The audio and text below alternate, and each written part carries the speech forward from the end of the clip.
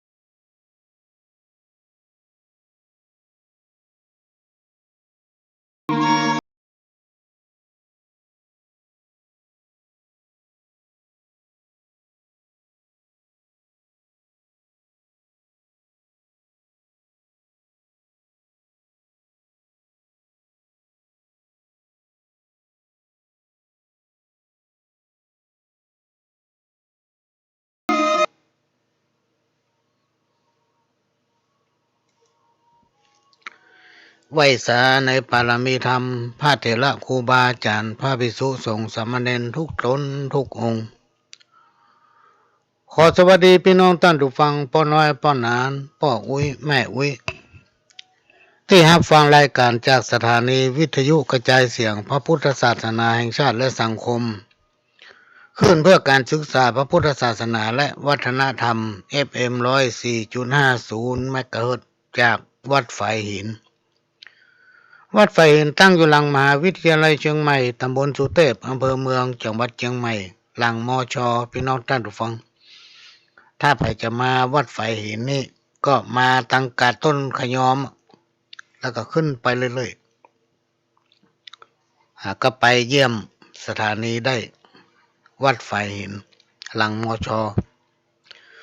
ก็เป็นสถานีวิทยุที่เป็นแม่ลักเป็นแม่ข่ายที่นำเอาเสียงธรรมะสาระต่างๆที่มันมีประโยชน์ต่อพี่น้องท่านผู้ฟังเนี่ยแล้วก็รีเลย์ไปยังสถานีต่างๆตั้งแต่เวลาเจ้าไปถึงค่ำไปถึงเมื่อคืนหรือว่า24 ชั่วโมงก็เป็นสถานีวิทยุของพี่น้องคนฟังทุกท่านที่เราต้องได้ช่วยกันทนุบำรุงยิ่งอากาศมันเปลี่ยนพี่น้องท่านผู้ฟังก็จะต้องมีการทนุบำรุงอยู่ตลอดถ้าไม่ได้ทนุบำรุงก็เดี๋ยวเรือก้าโซ่ อะไรอันนั้นก็ไหนก็ได้เพราะนั้นเราเป็นเจ้าของสถานีก็ต้องช่วยกันเนอะพี่น้องท่านผู้ฟังเนอะไปเยี่ยมไปยื้อพอสถานีได้และก็ต้องขอกราบขอบพระคุณสถานีวิทยุคลื่นพัฒนาคุณภาพชีวิต FM 92.25 วัดหลวงประแดงมหาวิหารสถานีวิทยุ FM 98.75 คลื่นธรรมะของชุมชนวัดห้วยตองซักตำบลขวางเปาอำเภอจอมทองจังหวัดเชียงใหม่สถานีวิทยุมนต์เสียงธรรม 106.25 วัดบูพารามอำเภอแม่แจ่มจังหวัดเชียงใหม่ซึ่งก็ได้รับการอนุเคราะห์เมตตาจากท่านผู้อำนวยการสถานีถึง 4-5 สถานีนี้ได้ให้การอนุเคราะห์เมตตานำเอาเสียงรายการนี้เผยแผ่สู่พี่น้องท่านผู้ฟังถึงบ้านถึงจองถึงในหอในเฮือนถึงในบ้านในจองเป็นประจำทุกวันอาทิตย์ตั้งแต่บ่ายโมงถึง3 โมงก็จะมาพบมาปะในรายการนี้นำเนินรายการโดยเก้ากับผมพระหลวงสว่างธาตุอินจันทร์ประธานเครือข่ายกองทุนแม่ของแผ่นดินจังหวัดเชียงใหม่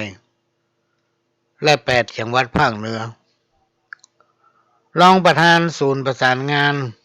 กองทุนแม่ของแผ่นดินแห่งชาติประธานคณะที่ปรึกษาผู้ตรวจราชการภาคประชาชนด้านต่างๆจังหวัดเชียงใหม่ก็มาพบปะพี่น้องท่านผู้ฟังเป็นประจำทุกวันอาทิตย์ตั้งแต่เวลาบ่ายโมงเป็นต้นไปถึงบ่าย 3 โมงก็จะพยายามพี่น้องท่านผู้ฟังถ้าปฏิบัติภารกิจอย่างก็จะมาพบปะพี่น้องท่านผู้ฟังเพื่อมาเปลี่ยนบรรยากาศมาเป็นคู่เป็นเกมพ่อน้อยพ่อนานลูกเต้าเหล่าหลานญาติธรรมทั้งหลายก็จะได้นำเอาสาระสปะร้อยอันปันเรื่องพี่น้องท่านผู้ฟังมาเล่ามาอู้ฟังไม่ใช่มาสอนเอามาอู้ฟัง แล้วก็ในช่วงปีใหม่ตอนนี้ยังทำกี่วันละพี่น้องท่านฟังวันนี้วันที่26ก็นับไปวันที่31ก็จะเสี่ยงปี2564จะสู่ปี2565ก็คือจะย่างสู่ปีใหม่อย่างไรก็ดีก่อนที่เสี่ยงปีเก่า2564นี่ก่อนที่จะนำเอาสาระสปะมาเล่าอู้สู่กันฟังก็จะอวยพรแล้วเนอะ ในปีเก่า2564จะป้นไป5-6 วันดังหน้านี้ปี2565จะเข้ามาถึงขอให้พี่น้องทั้งหลายท่านผู้ฟังทั้งหลาย ครูบาอาจารย์เจ้าเถระได้หมดทุกข์โป้นทุกข์ร่ำรวยสุขีอยู่ดีกินดีเหมือนกันทั่วหน้าขอให้โป้นทุกข์ร่ำรวยสุขีอยู่ดีกินดีเหมือนกันทั่วหน้าเนอะพี่น้องท่านผู้ฟังทั้งหลายและการในช่วงระยะเนี่ยกำลังจะปรับปรุงห้องของพระหลวงเนี่ยโดยโทรศัพท์มาตั้งวันนี้ก็ประตันเถอะ ก็ปรากฏว่ามันต้องไล่สายไม้หมดแล้วเราก็สามารถที่จะอู้จากันตั้งสถานีออกทางวิทยุได้โดยที่ท่านก็ต้องเสี่ยงตังนักหรือว่ากดหล่อมาเดียวพระหลวงโทรไปมั่นใจเหมือนมือถือนะมือถือนี่มันเสี่ยงตังนักพี่น้องท่านผู้ฟังเสี่ยงตังนักพระหลวงโดนมาละขนาดเขาไปใจรายเดือนนี่นะเดือน535 บาทถือว่าโอ้สูงสุดละระดับเฮานี่นะสูงสุดละพี่น้องท่านผู้ฟังเวลาโทร200 ชั่วโมงถ้าเขาโทรเกินกว่านั้นเราก็เสี่ยงเพิ่มเมื่อเดือนที่ผ่านมาในเสี่ยงกับ600 เนี่ยเพราะนั้นถ้าจำเป็นก็ต้องโทรหาไผก็เลยอย่ามาปรับแผนเดี๋ยวเครื่องโทรศัพท์ตั้งโต๊ะมาตั้งแล้วเราสามารถอู้กันผ่านทางห้องของพระหลวงเนี่ยออกสถานีวิทยุเลยพี่น้องท่านผู้ฟังจะอวยพรให้ไผจะเล่าข้าวอันหยังจะอู้กรรมเก่าอันหยังก็เตรียมไว้ก็เอามาอู้ได้แล้วถ้าไผส่งข้าวเกี่ยวกับปี2565เกี่ยวกับอันหยังสปะสเปดท่านก็สามารถแต่งแล้วก็ส่งมาได้เนอะพี่น้องท่านผู้ฟังจะส่งมาตั้งสถานีหรือว่าส่งมาที่พระหลวงสว่างบ้านต้าล่องขี้ควายตำบลสันติเสื่อมอำเภอเมืองจังหวัดเชียงใหม่เบอร์โทรก็เบอร์โทรมือถือนะแต่บัดย่างเฮือไผ่โทรเพราะมันจะเสี่ยงสตังค์นะขนาดพระหลวงไปเสียรายเดือนถือว่าสูงสุดละเอาแห้งที่สุดเลยเนาะ เอาไปเก่งตั้งคอมตั้งอย่างนี้เสี่ยงรายเดือน500 ไปเอาโทรนักยังเสี่ยงเพิ่มไปทำนะพี่น้องท่านผู้ฟัง500ไปเสี่ยงเพิ่มมา600กับปันไปละก็เลยไปย่างเพื่อไผ่ใจมือถือโทรที่จริงเบอร์โทรนี่ไม่ได้ขังเพราะว่ามีไลน์ส่งมาถึงวันนี่นักขนาดวันนึงปันไปพี่น้องท่านผู้ฟังก็เป็นประธานเครือข่ายของจังหวัดเชียงใหม่ก็มี26 อำเภอพี่น้องท่านผู้ฟังหมู่บ้านกองทุนมีหมู่กี่ปันหมู่บ้านก็เฉพาะเชียงใหม่ก่อน500 ไปแล้วแล้วก็8 จังหวัดภาคเหนือท่านก็ลองคิดดู8 จังหวัดภาคเหนือแต่ละจังหวัดมีกี่อำเภอเป็นเครือข่ายหมู่บ้านกองทุนแม่ของแผ่นดินแล้วก็ระดับประเทศก็คือเป็นรองประธานศูนย์ประสานงานกองทุนแม่ของแผ่นดินแห่งชาติระดับประเทศก็มี70 ปลายจังหวัดพี่น้องท่านผู้ฟัง70 ปลายจังหวัดเพราะว่าแต่ละพื้นที่ก็จะต้องรายงานผลงานกิจกรรมหมดตัวเก่าซึ่งเขาจะบอกไปว่าขอให้รายงานอาทิตย์ละเตือก็ได้หรือว่าเดือนละครั้งก็ได้เป็นอย่างแต่ไม่ต้องส่งรายงานมานักเอาหูภาพเถอะมีข้อความว่าเป็นกิจกรรมอะไรอย่างบ้านอะไรอย่างตำบลอะไรอย่างจังหวัดอะไรอย่างแต่อีกก็พอละแล้วก็มันส่งมานักเกินพี่น้องท่านผู้ฟังนักเกินวันหนึ่งเป็นปันนู่นมันนักล้ำก็เลยมาอ่านตอนเช้าภาคกลางวันนี่ถึงมาอ่านมันนักต้องตื่นเช้ามาละไล่พออันใดที่มันสำคัญบ่สำคัญ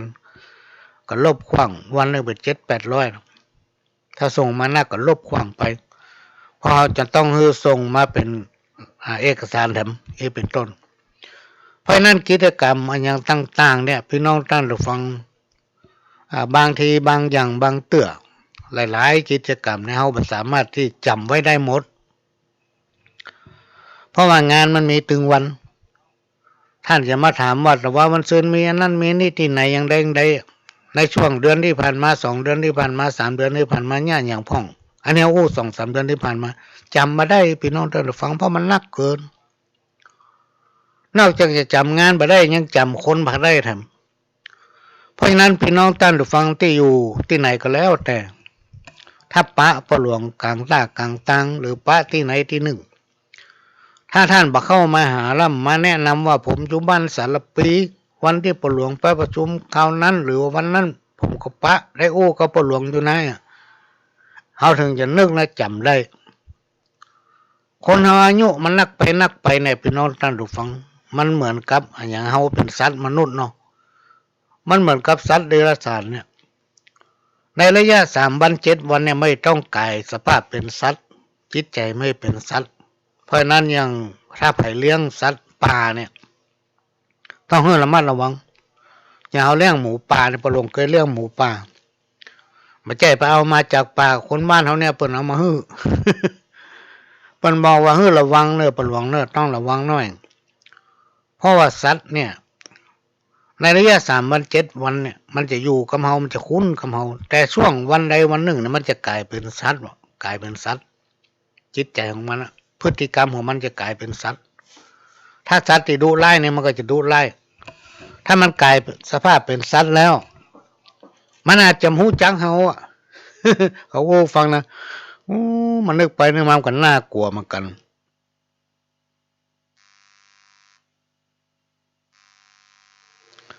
แล้วก็มีคนผู้หูหลายคนได้นำเกี่ยวกับเรื่องขี้หลงขี้ลืมเนี่ยมาให้ฟังมีวันหนึ่งไปทำพิธีขึ้นเสาเอกไปทำพิธีบวงสรวงน่าจะเป็นแถวสันทรายเนี่ยมันเป็นบ้านจัดสรรเนาะห่างจากบ้านปะหลวงไปประมาณ8 หรือ 9 กิโลนะบนถนนสายดอยสะเก็ดซ้ำมาลืมอย่างมาลืมเตียน ลืมถูบลืมเตียนพี่น้องท่านฟังครัวอื่นเอาไปหมดครบหมดใกล้เวลาประมาณ15 นาทีมาพอหาเตียนก็มีถูบก็มี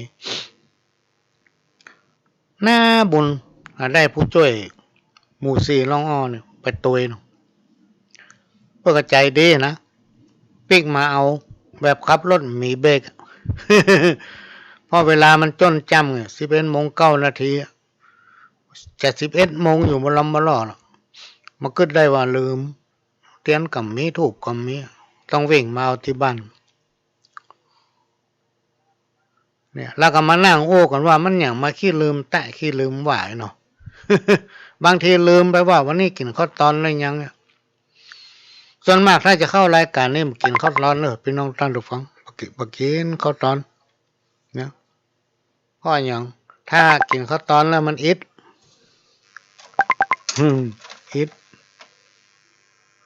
อันนี้ก็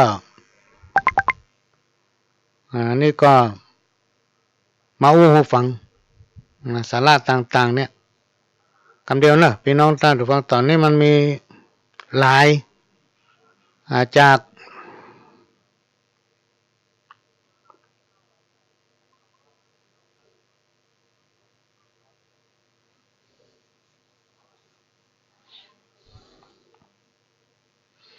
ตอนนี้ขอใจเวลากับพี่น้องท่านผู้ฟังน้อยหนึ่งเพราะมีเรื่องด่วนนี่เป็นมาจากกรุงเทพนะคำเดียวกัน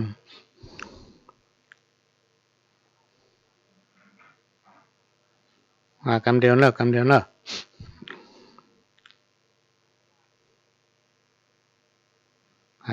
ะพี่น้องท่านผู้ฟัง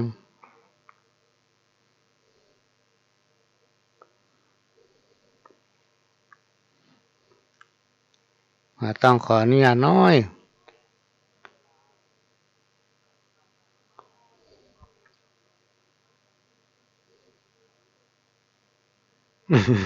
มันช่างมาแกล้งเนี่ยพี่น้องท่านฟังเวลาเขาอยู่มันได้มันไม่ให้โทษ พอเข้ารายการปุ๊บโทรแล้วก็หน้าบุญช่วงนี้ไม่ได้ไปสถานีพี่น้องท่านผู้ฟังนั่งอยู่ที่บ้าน มันก็มีความสะดวกน้อย ก็คือว่าไปมาก็ลูกไปหาได้ ลูกไปหาได้ไปมาลูกไปหาได้อีก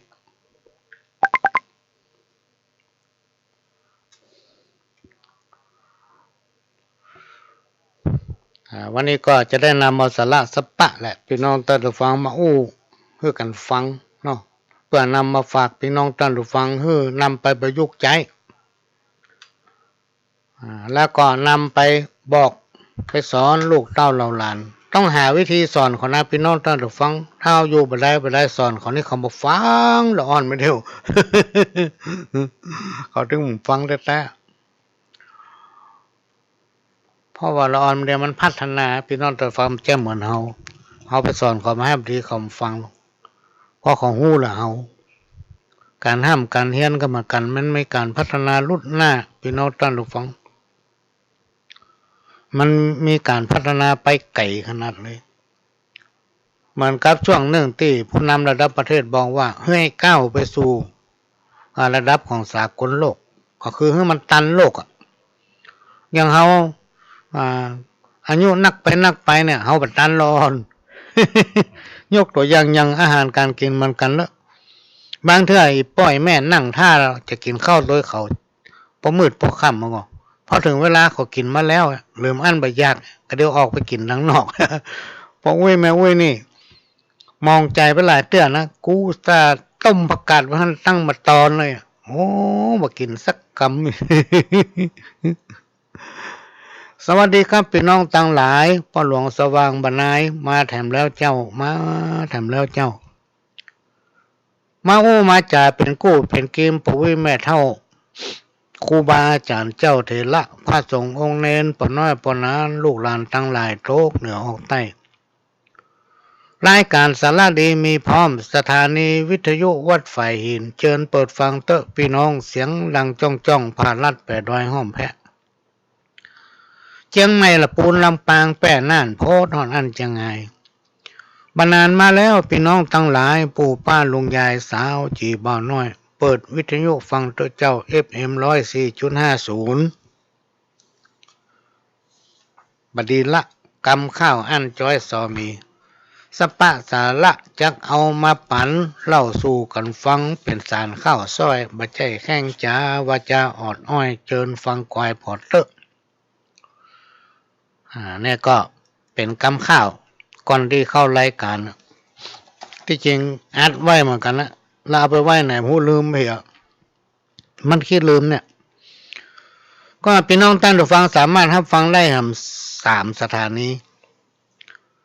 โดยเฉพาะสถานีพัฒนาคุณภาพชีวิต FM 92.25 วัดหลวงประแดงมหาวิหารเนี่ยมีคนโทรมาหาเสียงดังฟังชัดแล้วก็ทางวัดประแดงมหาวิหารเพื่อก็มีการก่อสร้างตัว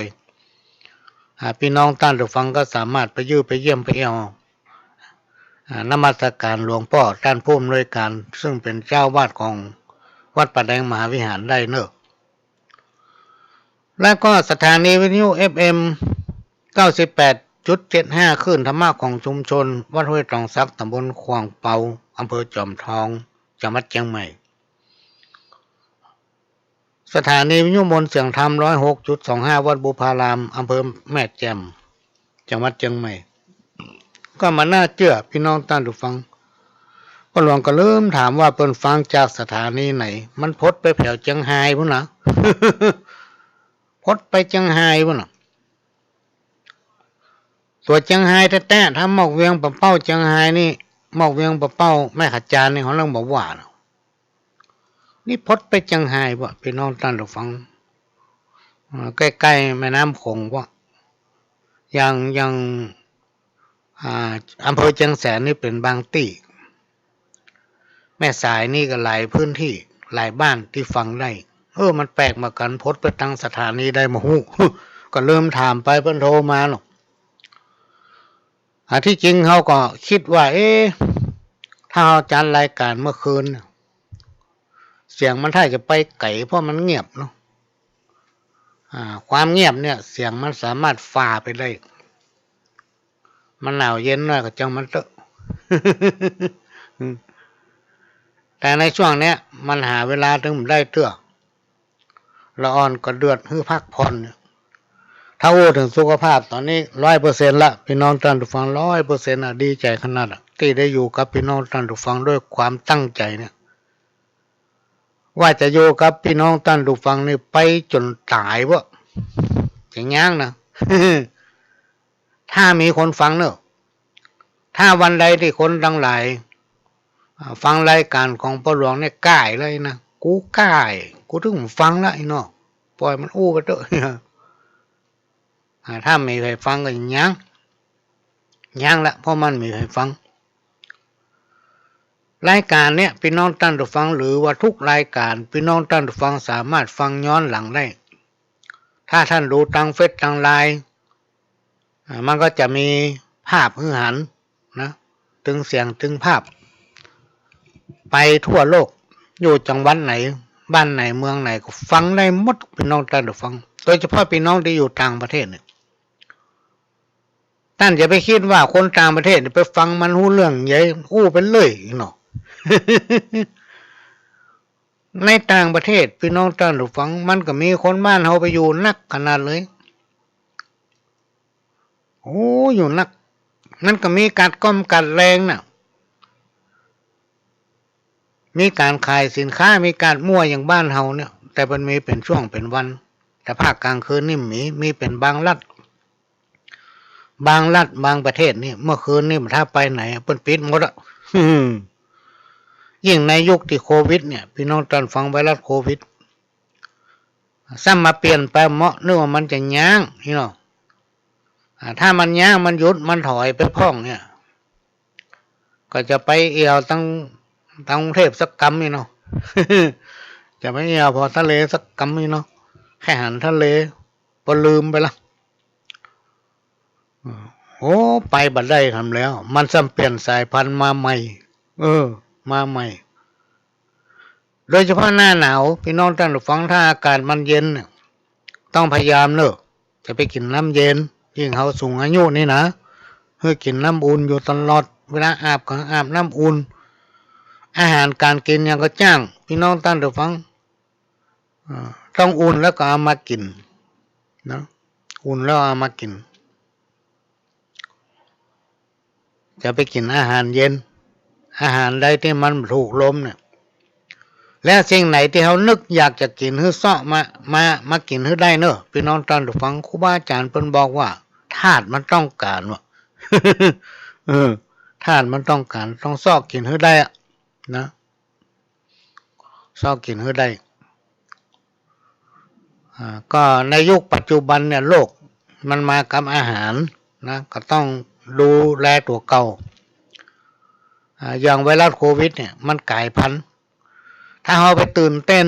นะไปกลัวมันเนี่ยก็จะทำเราอดตายพี่น้องท่านผู้ฟัง ทำเราอดตายนะเพราะฉะนั้นเราจะไปตื่นเต้นเราจะไปกลัวมันเมื่อมันมาได้ก็เดี๋ยวมันก็ต้องไปได้อันนี้เป็นสิ่งที่มาเล่าสู่กันฟังพี่น้องท่านผู้ฟังเวลาเขาจะไปหันไปนี่ก็ป้องกันตัวเก่าใส่แมสฟังข่าวสารต่างป่อบ้านป่อเมืองต่างหน่วยงานราชการบอกว่าจะเป็นท้องถิ่นแล้วปกครองเพิ่นก็จะแจ้งเป็นลายลักษณ์อักษรแล้วเปิ้นก็จะประสานทางป่อกำนันผู้ใหญ่บ้านให้ประชาสัมพันธ์ให้พี่น้องชาวบ้านได้ฮู้เขาก็ต้องฟังเปิ้นว่ามีการประชาสัมพันธ์อย่างไรไวรัสโควิดประเดี๋ยวนี้มันกลายพันธุ์ไปอย่างไรบ้านเฮาเมืองเฮาไผติดพ่องมีคนติดเพิ่มเท่าใดลดไปเท่าใดอย่างนี้เป็นต้นถ้าถึงการตายเนี่ยพี่น้องท่านผู้ฟังมันถึงตายมาการกู้คนนะถ้ามันถึงเวลาแต่ถ้ามันบัดถึงเวลาตายมันถึงบัดตายพี่น้องท่านผู้ฟังมีหลายคนนะมันเป็นเรื่องจริงนะความจริงเป็นสิ่งบัดตายมีหลายคนยกตัวอย่างบ้านหมู่บ้านปนหลวงเนี่ยมันจะมีมูลนิธิสิริวัฒนาเซเชียเป็นห้องว่าบ้านพักคนพิการ เขาไม่ได้พิการใจแต่ร่างกายเขาพิการไม่ได้จิตใจเขางามพี่น้องท่านผู้ฟังวันนี่มีคนมาเลี้ยงเข้าบอกว่าจะเป็นข้าวเจ้าข้าวตอนข้าวแรงแก่คนที่พิการร่างกายแต่จิตใจงามที่มูลนิธิสิริวัฒนาเชิดเชียที่บ้านประหลวงเนี่ยบางคนก็เหลือก้าแอวไปถึงตัวบางคนก็มีครบหมดแต่แง่อย่างไม่ได้อย่างนี้เป็นต้นบางคนมีตีนมีมืออย่างนี้เป็นต้นเขายังอยู่ได้แต่จิตใจเขางามเนี่ยเมื่อมันถึงเข้าตายเนี่ยมันถึงมาตายนี่เป็นต้นถ้ามันถึงข้าวตายมามันตึงตายพี่น้องท่านผู้ฟังคนเราจะหนีสิ่งเนี้ยบ่ปนเพราะฉะนั้นเราบ่ต้องตื่นเต้นบ่ต้องไปวิตกอย่างสักอย่างเพื่อรักษาสุขภาพของตนเองให้อยู่ได้ไปเป็นวันเป็นวันทำมาหากินไปตามที่เราเคยทำที่เราจะไปที่ไหนคนหลายๆปิดแมทใส่แมทมันอิดน้อยกับจังมันเถอะปหลวงก็ยังรำคาญเหมือนกันนะเวลาจะไปไหนมาไหนอีด ไม่ใช่อีดอย่างมันหาใจบ่คล่องอึดอัดเขาจะว่าอย่างกำเนี่ยมันอิด อิดอันเนี้ยก็มาให้กำลังใจพี่น้องท่านผู้ฟังทั้งหลายเฮาเป็นเจ้าพุทธนอกจากจะมีล่มโพล่มใช้ในพระแก้วเจ้าทั้ง3ประการบุญปารมีครูบาอาจารย์เจ้าเถระสิ่งศักดิ์สิทธิ์ที่รักษายังวัดวาตั้งหลายจะต้องคุ้มครองรักษาเราแล้วยังมีพระสยามเทวาธิราชที่ปกป้องคุ้มครองคนถึงบ้านถึงเมืองเนี่ยทั่วแผ่นดินสยามเนี่ยให้รอดพ้นจากวิกฤตอุบัติอันอย่างตั้งหลายเนี่ยเขาก็ม่วนใจละพี่น้องท่านผู้ฟังที่เขาเกิดมาพบพระพุทธศาสนาและอยู่ในดินแดนพระสยามเทวาธิราชสิ่งที่เขาจะละลืมบัดได้ก็คือความสมัครสมานสามัคคีความพร้อมของหมู่บ้านชุมชนซึ่งในปัจจุบันเนี่ยพี่น้องท่านผู้ฟังบอกว่าจะเป็นทางการหน่วยงานราชการบอกว่าจะเป็นท้องถิ่นนะเพิ่นจะมาดูแลความเป็นอยู่บำบัดทุกข์บำรุงสุขให้กับพี่น้องชาวบ้านให้ความใกล้ชิดกับพี่น้องชาวบ้านบ่เหมือนสมัยก่อนนี่เขาต้องการอะไรอย่างที่นี่นะต้องไปวิ่งเองถึงวันนี้เปิ้นขยายการบริหารงานสู่ท้องถิ่นเพื่อมันใกล้ชิดกับพี่น้องประชาชนเพราะนั้นไผที่มีอย่างก็ไปขอความช่วยเหลือหรือถ้าผมไปเพิ่นต้องลงมาหาเฮาสิ่งตั้งหลายเหล่านี้ถือว่าเฮาเนี่ยโชคดีมากันกู้คนพี่น้องท่านผู้ฟังโชคดีมากันกู้คนเพราะฉะนั้นเมื่อเฮาโชคดีแล้วเฮาได้เกิดมาเป็นคนอันอย่างเฮาก็มีหมดบ่ว่าจะภูมิปัญญาพื้นบ้านความคิดความอ่านรวมไปถึงร่างกายครบสมบูรณ์ทุกอย่างสิ่งที่เราจะขาดมาได้ถึงวันนี้คือความสมัครสมานสามัคคีหรือจะโอ้แบบภาพรวมๆนี่ก็คือคุณธรรมจริยธรรมเนี่ยสิ่งที่กล่าวมาเนี่ยเขาจะอยู่ในสังคมชุมชนม่วนที่ตามมาก็คือวัฒนธรรมประเพณีจารีตหรือว่าฮีดฮอยเนี่ยเขามาฮื้อหายในช่วงเฮานี่บ่ได้เขาจะต้องช่วยกันสืบสารเพื่อให้มันอยู่ไปถึงลูกถึงหลานพุ่นทุกคนต้องการให้ลูกหลานเป็นคนดีต้องการให้ลูกหลานมีฐานะมั่นคงมีจิตใจที่สวยงามถ้าสังคมใดชุมชนใดเนี่ยขาดศีลขาดธรรมจิตใจบางงามไม่นะพี่น้องท่านผู้ฟังมันอยู่ด้วยกันถึงมาม่วนปากกันในก็มุ้ยปากใส่กันบิดหน้าใส่กันเหี้ยสวุดหน้าใส่กันเหี้ยนะมันถึงม่วนเพราะฉะนั้นบัดถ้าจังกันบัดถ้าโคตรกันให้ดีกว่าให้อภัยกันอย่าเตอะเพราะแต่ละคนเนี่ยอายุบ่ถึง100 กรรมเก่าโบราณเพิ่นว่า คนทุกข์ผ่านยากอัตคัดนะไข้กินเสพด้วยของแปลงคนเมื่อยล้าร่างกายบักแข็งแรงอวดว่า มีบ่ามีแหงคนมืดปัญญาตันเหมือนกับเข้าถ้ำแต่งมาอวดทำว่าหูเปิ้นบ่เอิ้นจ๋าห้องหาสักน้อยป้อยขึ้นสู่ห้องหอเฮือนเปิ้นบ่ถามตักอวดอู้จาเจือนหูดาวหูเดือนข่มเพื่อนเจ้าบ้านยกตัวดีพาทีปากต้านเกินเจ้าจุมเพื่อนป้องเนี่ยพี่น้องท่านผู้ฟังนี่คือคนในสังคมในสังคมชุมชนบ้านไหนก็จ้างมันถึงจะมีคนประเภทเนี้ยเพราะฉะนั้นถ้าเราเป็นคนที่มีคุณธรรมเราเป็นคนดีก็อยู่ไปตามฐานะของเขาพี่น้องท่านผู้ฟังเราไม่ต้องเดือดร้อนภัยจะยากดีมีจนภัยจะเป็นคนอย่างไรก็แล้วแต่อยู่ไปตามเขาอันไหนที่เขาทำบดีเขาหู้ตัวว่าอันนี้มันบดีมันผูกจะไว้เนี้ยเพราะถ้าเขาเป็นพ่อบ้านเขาเป็นหัวหน้าเป็นปู่เป็นป้าเป็นลุงเป็นอาเป็นอาของลูกเต้าเราหลานถ้าเขาทำในสิ่งที่บ่ถูกต้องหรือบดีติ๊กเนี่ยมันก็จะเป็นตัวอย่างให้กับลูกกับหลานพี่น้องท่านผู้ฟังวงตระกูลที่เคยรุ่งเรืองที่เคยดีก็จะกลายเป็นตกต่ำแล้วที่สุดตนเองก็จะหาที่พึ่งป้าอาศัยมาได้นะก็จะทำให้ฐานะรวมมาถึงสิ่งแวดล้อมของเขาเนี่ยด้อยโอกาสเพราะฉะนั้นก็ให้มีความสมัครสมานสามัคคีนะช่วยเหลือซึ่งกันและกันอยู่ด้วยกันเหมือนพี่เหมือนน้องพริกบ้านเหนือเกลือบ้านใต้มีอย่างดีๆก็ก้อยหาวิธีนำมาอู้มาถ่ายทอดให้ละอ่อนเขาฟัง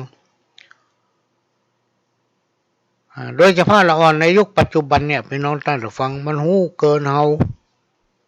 ต้องหาวิธีอู้เขาถ้าอู้นักเขาก็ไปชอบเมาะคนใดปากนัก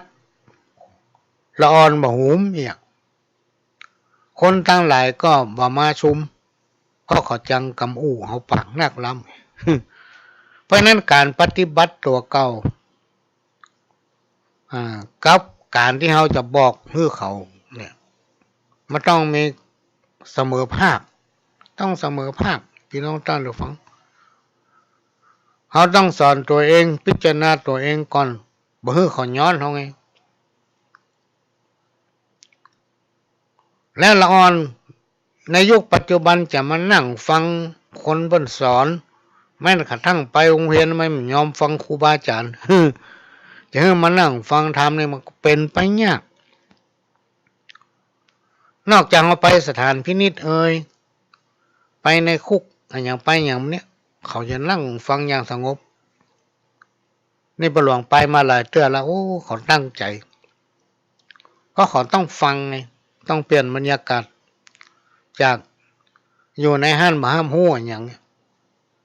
ปากับความมืดตลอดแม่หนังสือพิมพ์บัได้อ่านโทรทัศน์บัได้ดูเขาต้องมาฟังเพื่อเป็นประสบการณ์แต่อยู่บัได้จะทำมาว่าให้เขาฟังเขาต้องฟังพี่น้องท่านผู้ฟังเขาถือว่าล้าหลัง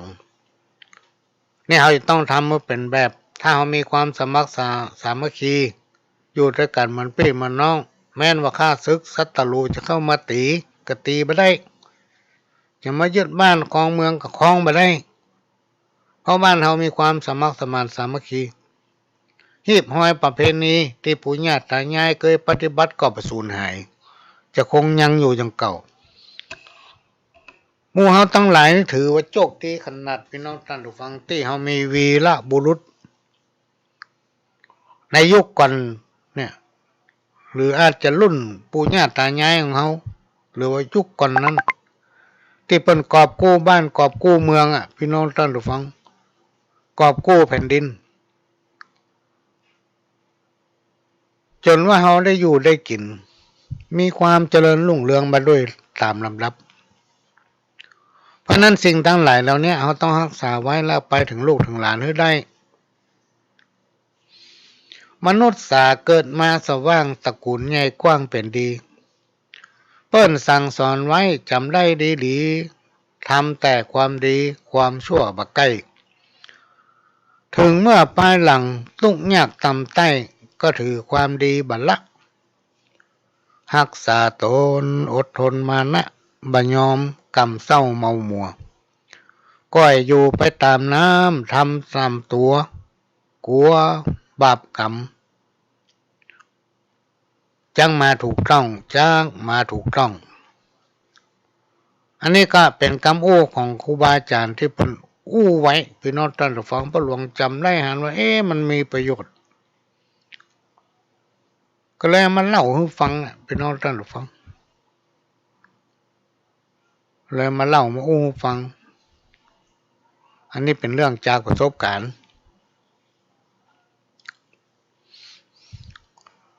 ข้อกรรมของคนเฮามนุษย์เนี่ยพี่น้องท่านผู้ฟังมันจะโตยมาตั้งแต่อดีตชาติเฮายังบ่ฮู้เลยว่าในอดีตชาติที่ผ่านมาเฮาได้ทำมันอย่างไว้พอ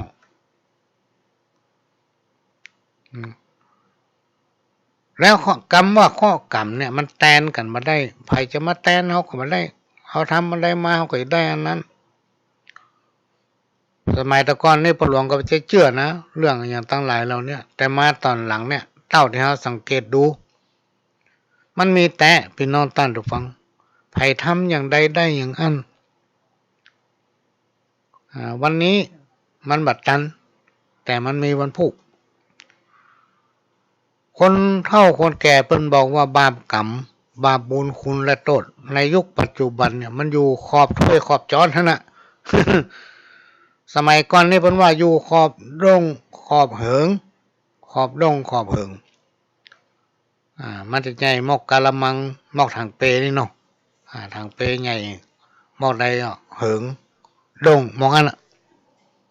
มันจะไต่อยู่ตามขอบแต่ยุคปัจจุบันถึงวันเนี่ยมันอยู่ขอบถ้วยนั้นแล้ว ถ้าเมื่อกี้วันตั้งหน้ามันอาจจะอยู่ขอบแก้วขอบน้ำบุย หรือว่าขอบปากขวดมันตันกันเว้ยพี่น้องท่านผู้ฟังมันตันกันเว้ยเพราะฉะนั้นเราก็จะต้องนึกระลึกอยู่ตลอดว่าการที่เกิดมาเป็นคนมันยากเมื่อเราเกิดมาแล้วก็ต้องทำให้ร่างกายสุขภาพรวมมาถึงจิตใจตัวเก่าให้ดีให้สมบูรณ์แข็งแรงให้มีความพร้อมทุกเมื่ออันใดบ่ฮู้เฮือเหลวอู้จะถามคนเฮาจะงามเพราะการแต่งย่องอู้ตามกองธรรมน้อมนำถูกต้องอันเป็นแนวกองชีวิตกายวาจาใจต้องได้พินิจเมื่อผิดพลาดฮืออภัยม่อนจักกล่าวไว้ฮือเก็บใส่ใจอย่าได้เนือดนั้นไปป้น3-4 บ้านเปิ้นจังเล่าสู่อันนี้ขอห้ามอย่าทรมานสัตว์น้อยอย่าได้ค้ำขาลาวีต่ำก้อยแก่คนผู้ด้อยปัญญาอย่าได้อวดหู้ขี้อู้มูสาจะไปสูบกัญชาปากันกินเหล้าเคารพยำเก่งคนแก่คนเฒ่าจะไปหูเบาง่ายล้ำจะไปจุไผ่เขาชอกช้ำอย่าเล่นดาบกล้าคมบังอย่าจ้อยคนหายอย่าย้ายผีสางเหี่ยวใส่หนทางบดีเนื้อเจ้าอย่านั่งทับคนเนื้อตัวลูกเต้าคนแก่คนเฒ่าสอนไว้แกล้งตีนหาน้ำบดีแท้ไทยอย่าไปทวงหนี้กลางคนอย่าไปทางไม้เข้าหามือตนอย่าสลาดแกมโกงอย่าหลงเมียน้อยอย่าทำผิดกฎหมายตัวนายจักโศกเศร้าส้อยอย่าปล่อยเขาลือเนื้อเจ้า อย่าสอนจระเข้ว่ายน้ำอย่ากำต้นกล้วยยามลมฟังกรรมพ่อแม่ไว้อย่าได้ตืดถมต่างเก่าห้อมเดิมห้ามแยะเนินในอย่าพอหน้าโจรอย่าสนคนบ้าอย่าถมน้ำลายขึ้นฟ้าอย่าเปิ้งคนผ่านนะอันนี้เป็นสิ่งที่คนเฒ่าคนแก่เพิ่นแต่งแต้มเขียนไว้ที่มันมีประโยชน์พี่น้องท่านผู้ฟังเอาก็จดจำไว้แล้วจะไปทำอะไรที่มันว่าบางทีจะไปใกล้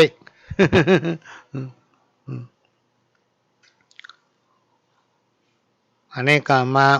ฟังมาแจ้มาสอนพี่น้องท่านผู้ฟังเมื่อน่าจะเป็นตะวาเมื่อไงหรือตะวาเมื่อไงตะวานี่วันเสาร์เนาะก็พบปะพี่น้องต่างสถานีวิทยุตะวานี่มีสถานีวิทยุล้านนาเชียงใหม่แถมสถานีหนึ่งวันนี้ก็มีเฉพาะ4 สถานีน่าจะเป็นเมื่อวันศุกร์ก็มีคนโทรมาถามว่าป้อเป็นหลวงพ่อทุกเจ้าหรือว่าเป็นไผนี่เนาะโอ้เป็นคนบ้านเนี่ยก็เนี่ยข้าได้มาบรรยายธรรมปะทะคาถาธรรมที่ไหนนั่นพี่บ้านศพว่ะโอ้ ไปได้เนาะไปบ่ได้ไผไม่ฟังเนี่ยผมไม่ใช่เป็นทุกเจ้าเลยเนาะ เป็นคนบ้านเขาจะขว้างว่ากันถ้าบ้านนอกแต่คอยกงสติ๊กยิงเขาโมโหนึกว่าเป็นทุกเจ้าไปบ่ได้ก็มีอย่างคำเดียวเนี่ยพี่น้องท่านฟังป้าหลวงจะปรับปรุงในห้องเนี่ยก็จะเอาโทรศัพท์มาตั้งพี่น้องท่านฟังก็สามารถโทรออกรายการได้ไผมีคำข้าวมีคำอวยพรปีใหม่ก็เอามาเอิ้นทางสถานีได้เบอร์โทรกับเบอร์เก่านะ110-638นั่นนะ053นะแต่ตอนนี้ไม่ต้องโทรเพราะมันเข้าไปในเครื่องคอมบุญกันถึงมาได้มือถือก็0817065056ซึ่งแจกหนังสือไปเป็นหลายพันเล่มแล้วนะพี่น้องท่านผู้ฟังมีในห้างใช้เบอร์เก่าแต่เบอร์1นั้นบ่ได้ใจละที่บ่ได้ใจเพราะอย่างมันเสี่ยงนัก เสี่ยงนักล้ำไป เดือนหนึ่งเสี่ยงนักถ้ามาซื้อรถเงินผ่อนนี่ได้เป็นผู้ขี้กันหมด ความอดทนส่งผล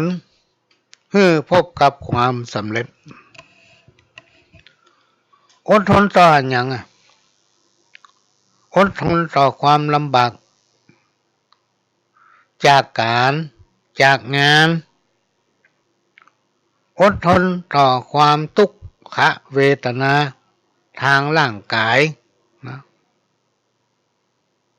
อดทนต่อความเจ็บใจอดทนต่ออำนาจของกิเลสที่มันมายั่วยวนและปัญย้ำว่าอดได้เป็นยามีพญาว่ะถ้าอดได้นะเป็นยาแก้ปากวิเศษอดได้ทนได้จึงจะได้ดีอดบ่ได้ทนบ่ได้ก็จะได้บ่ดีพี่น้องท่านผู้ฟังคือจำไว้เถอะสิ่งใดก็ตามที่มันมายั่วยุเพราะว่าคนเราทุกคนจะต้องมีกิเลสตัณหาจะต้องมีโมโหโทสะจะต้องมีอย่างทุกอย่างอยู่ในตัวครบหมดทุกคนนะมันอยู่ที่ว่าทุกคนเนี่ยบังคับควบคุมจิตใจของตัวเก่าจะได้ก่อน ที่เป็นว่าอดทนเนี่ยอย่างอันดับแรกเนี่ยอดทนต่อความลำบากจากการจ้างงานเนี่ยเพราะว่าเขาจะไปเนี่ยการทำงานอย่างที่ไหนพี่น้องตั้งแต่ฟังมันต้องมีปัญหาหมดสปะ108,000ประการยิ่งเขาอยู่กับหลายๆคนเนี่ยปัญหามันก็มีหลายเพิ่มขึ้นไปตามนั้นนายจะต้องเนี่ยการทำงานจนมีเวลาว่างยั้งนายจะมาอยู่กับคนตั้งหลายบึดอันหนึ่งทำจะงี้เป็นต้นเพื่อนก็เลยบอกว่าให้เราอดทนถ้าเราอดได้เราจะได้ดีถ้าเราอดมาได้ทนมาได้อนาคตการงานเราจะอยู่ได้ห่าเหมือนนะแล้วเราจะมาเริ่มต้นใหม่เนี่ยมันยากในยุคปัจจุบันเนี่ยยิ่งถึงวันนี้ซ้ำให้เวลาโควิดเนี่ยไปที่ไหนไปก็กลัวจะไม่ไอให้เขาหันเนอะไปที่ไหนถ้าเอาขืนลืมตัวไม่ไอให้เปิ้นหันน่ะเขาถึงบักใกล้กันแล้วอ่ะพี่น้องท่านผู้ฟัง เขากลัวไง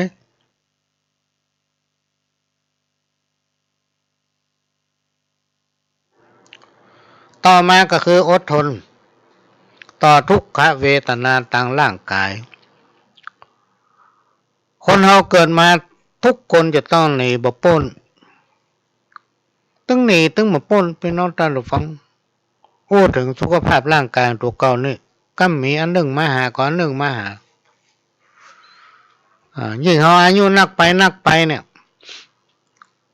บัดเท่าอายุนักสัก40ขึ้นไปเนี่ยมาก่อนเปิ้นหัวเข่า เตียวเป็นไรก็บ่คล่องใครตายเป็นละอ่อนแต่น้อยหัวเข่าแข้งขามาก่อนเปิ้น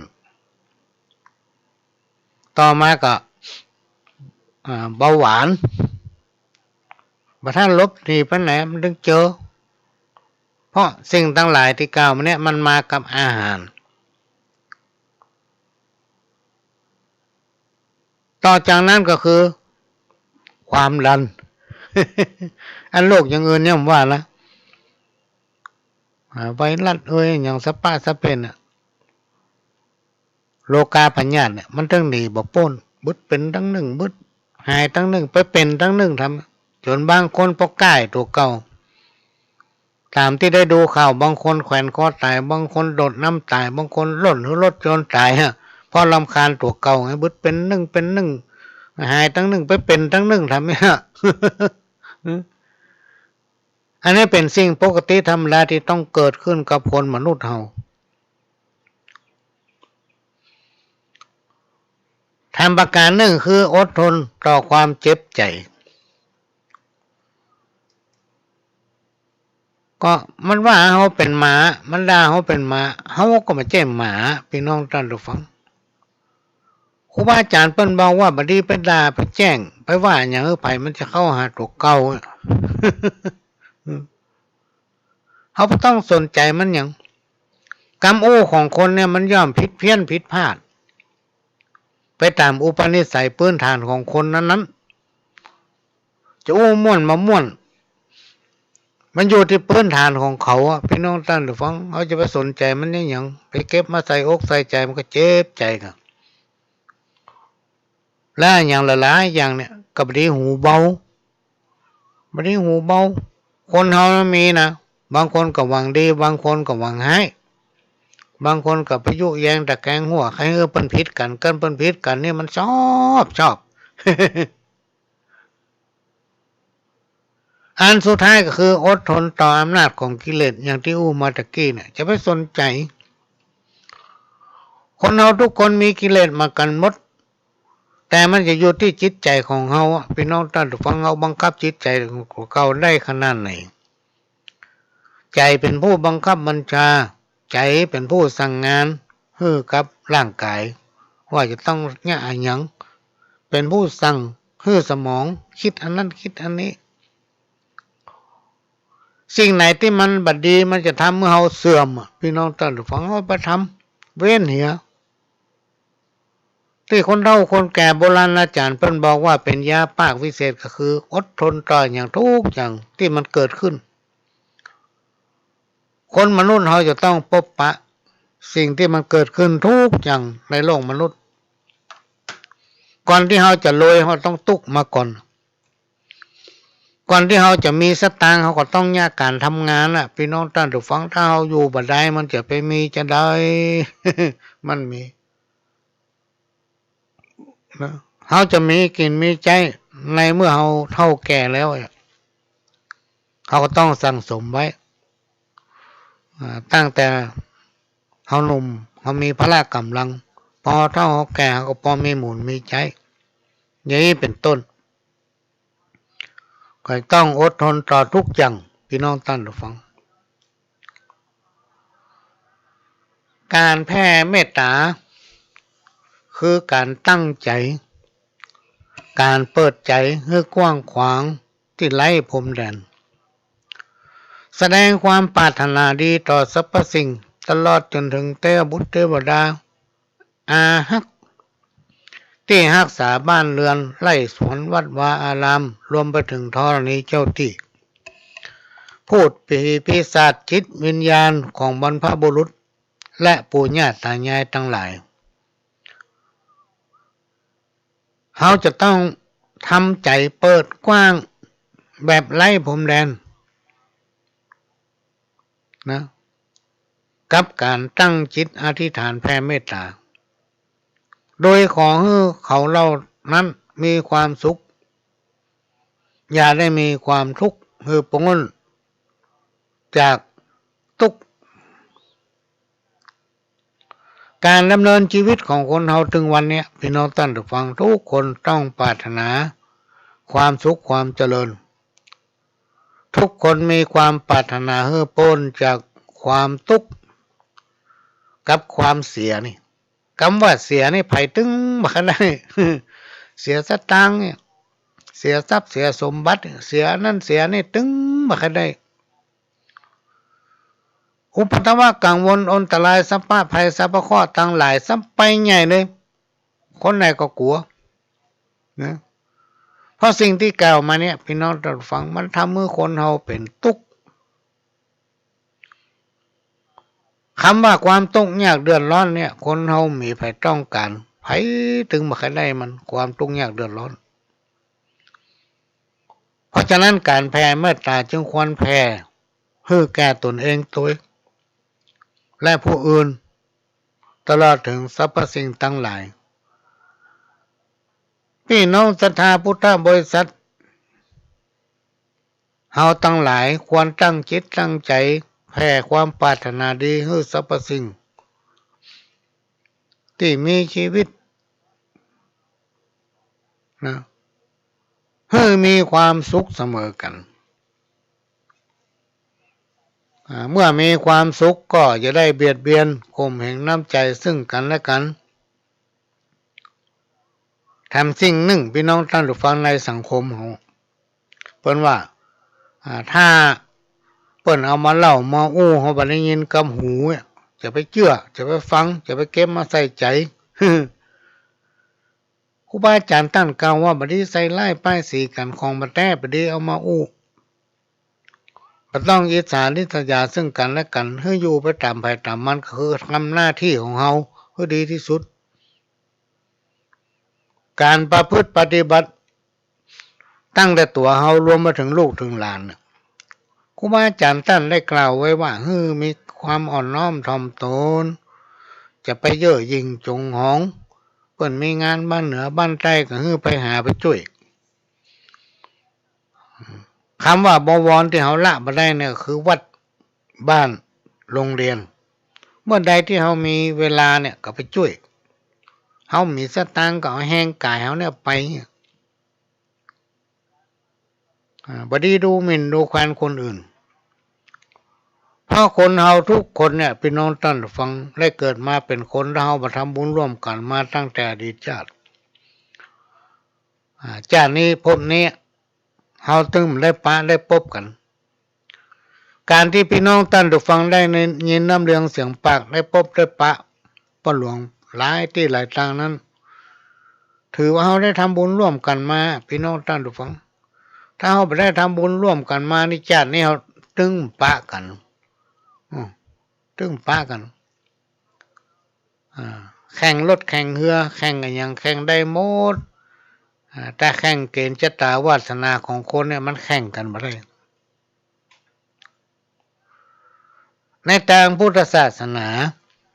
อันเนี้ยเป็นสิ่งที่ต้องนำอู้อยู่ตลอดพี่น้องท่านผู้ฟังเปิ้นบัญญัติ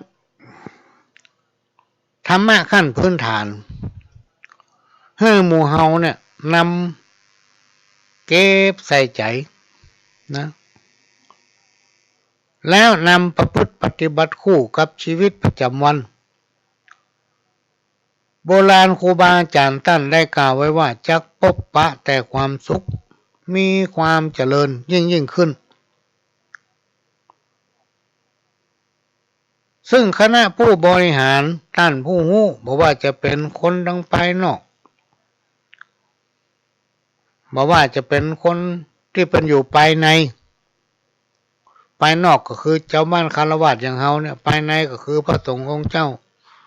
เถระครูบาอาจารย์ตั้งแต่ระดับบ้านเฮาวัดเฮาไปจนถึงระดับอำเภอจังหวัดรวมไปถึงประเทศมุ่น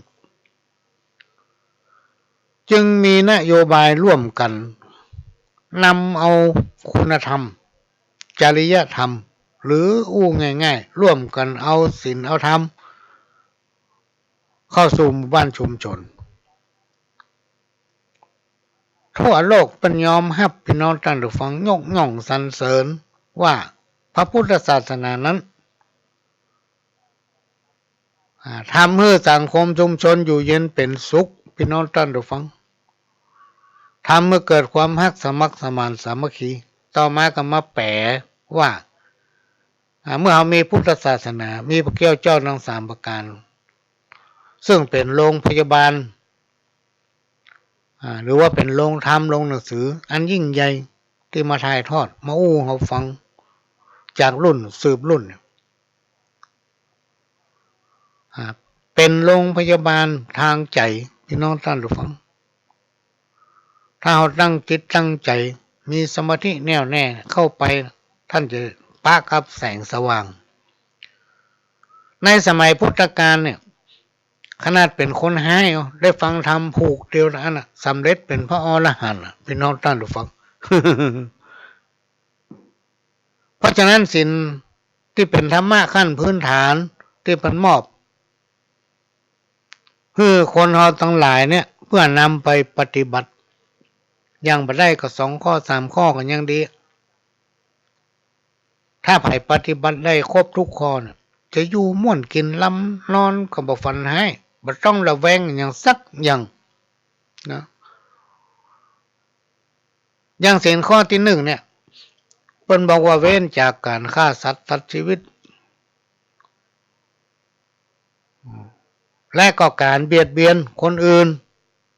การเบียดเบียนซึ่งกันและกันเนี่ยพี่น้องท่านฟังก็จัดอยู่ในศีลข้อ1คือปาณาเนี่ยผลของการฆ่าสัตว์ตัดชีวิตผลของการเบียดเบียนผู้อื่นให้เขาได้รับความทุกข์ยากเดือดร้อนไม่ว่าจะเป็นทางตรงและทางอ้อมมันจะทำให้เขาเดือดร้อนไปตุยเปิ้นหนึ่งสอนไว้และเปิ้นก็มือใจความรุนแรงต่อคนเหมือนกันรวมไปถึงมือใจความรุนแรงต้องสิ่งที่มีชีวิตแล้วรวมไปถึงมือทำลายสิ่งที่เกิดจากธรรมชาติหรือว่าสิ่งแวดล้อมหรือว่าธรรมชาติผลกรรมที่เกิดจากการกระทำมันมีครูบาอาจารย์ตั้งกล่าวว่าไผทำอย่างใดจะได้อย่างอั้นและไผแตนไผบ่ได้ตัวพี่น้องท่านผู้ฟังเพราะว่ากรรมเกิดจากการกระทำของตนเองสิ่งแวดล้อมคืออย่างก็คือสภาพอย่างต่างๆในพื้นที่ที่เราอยู่พี่น้องท่านผู้ฟังอันไหนที่มันสวยมันงามอย่างต้นไม้ ขยะมูลฝอยอย่างต่างๆเนี่ยสิ่งไหนที่มันเก็บออมเอามาขายได้แลกเป็นเงินเป็นทองได้นะอันเนี้ยเป็นสิ่งที่ควรทำจะไม่ให้มันรกถนนหนทางรวมมาถึงที่อยู่อาศัยเราต้องรักษาไว้เพื่อสุขภาพของเขาเพื่อการอยู่ม่วนกินล้ำอันไหนที่มันจะทำให้เกิดความเดือดร้อนต่อตัวเขาและคนอื่นเว้นจะไปเบียดเบียนไผถ้าเราสามารถทำได้พี่น้องท่านผู้ฟังมันจะทำให้เขาอยู่ม่วนตราบใดที่เขายังทำมาได้สังคมก็สับสนวุ่นวายอยู่ตลอดเนี้ยบึดอันหนึ่ง เรื่องหนึ่งบ่จบเรื่องหนึ่งเข้ามาทำไรและกสินข้อสองอาทินนาเว้นจากการลักทรัพย์หมายถึงบปรารถนาสิ่งของทรัพย์สมบัติที่ได้มาโดยบ่ชอบนะบ่ใช่การลักอย่างเดียวนะพี่น้องท่านผู้ฟังประพฤติปฏิบัติตนโดยบ่ชอบประพฤติปฏิบัติตนบ่ถูกต้องบ่อยู่ตามจารีตฮีดหอยบ่ปฏิบัติตนตามคันลองของธรรมกินในกินได้หันที่ไหนกินได้กินเลยเนี่ยคิดว่าเปิ้นบ่ฮู้อันใดที่มันสามารถโกงได้มาโกงหน้าซื่อ มันคิดว่าไผถึงบ่ฮู้อันใดที่มันสามารถเบียดให้คนอื่นตกลงไปเพื่อให้มันด้อยโอกาสเหลือตัวเก่ามันก็ทำเลย สิ่งทั้งหลายเราเนี่ยเป็นนอนตั้งตัวฟังครูบาอาจารย์บอกว่ามันบัดดี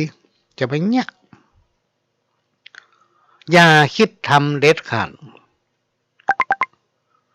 อย่าคิดเอาของเปิ้นมาเป็นของตัวบัดดี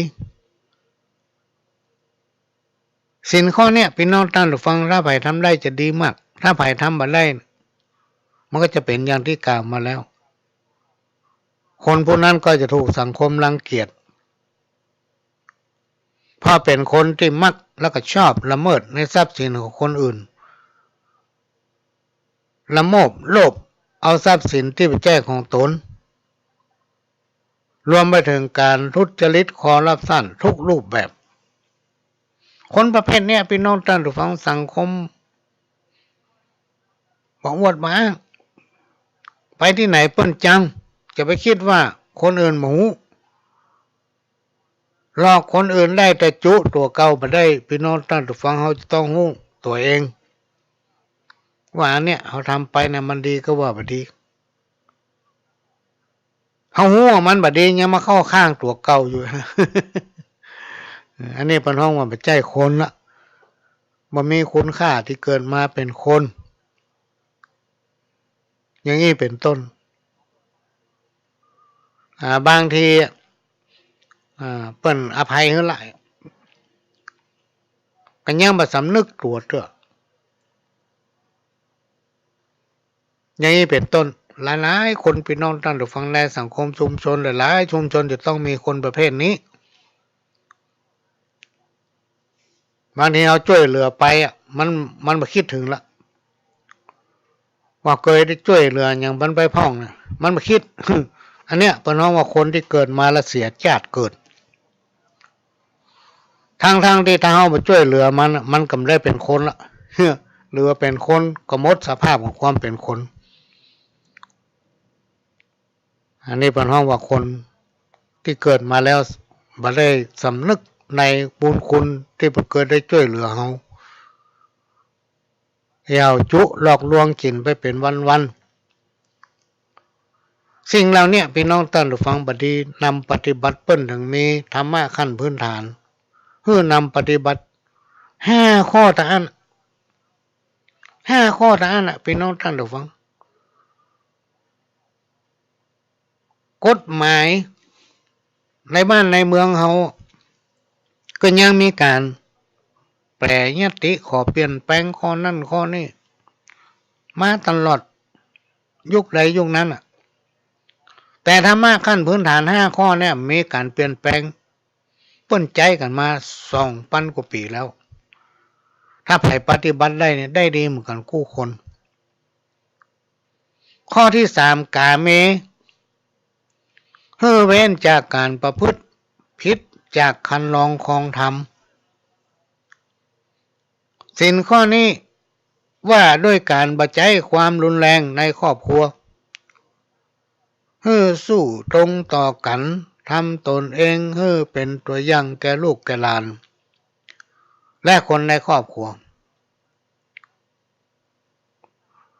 ซึ่งเป็นการส่งเสริมให้สถาบันครอบครัวอยู่เย็นเป็นสุขมีความฮักมีความอบอุ่นมั่นคงให้เกียรติเคารพในคู่ครองของตนศีลข้อที่3นี้เป็นหลักประกันของความมั่นคงเป็นห้องว่าสถาบันครอบครัวสถาบันครอบครัว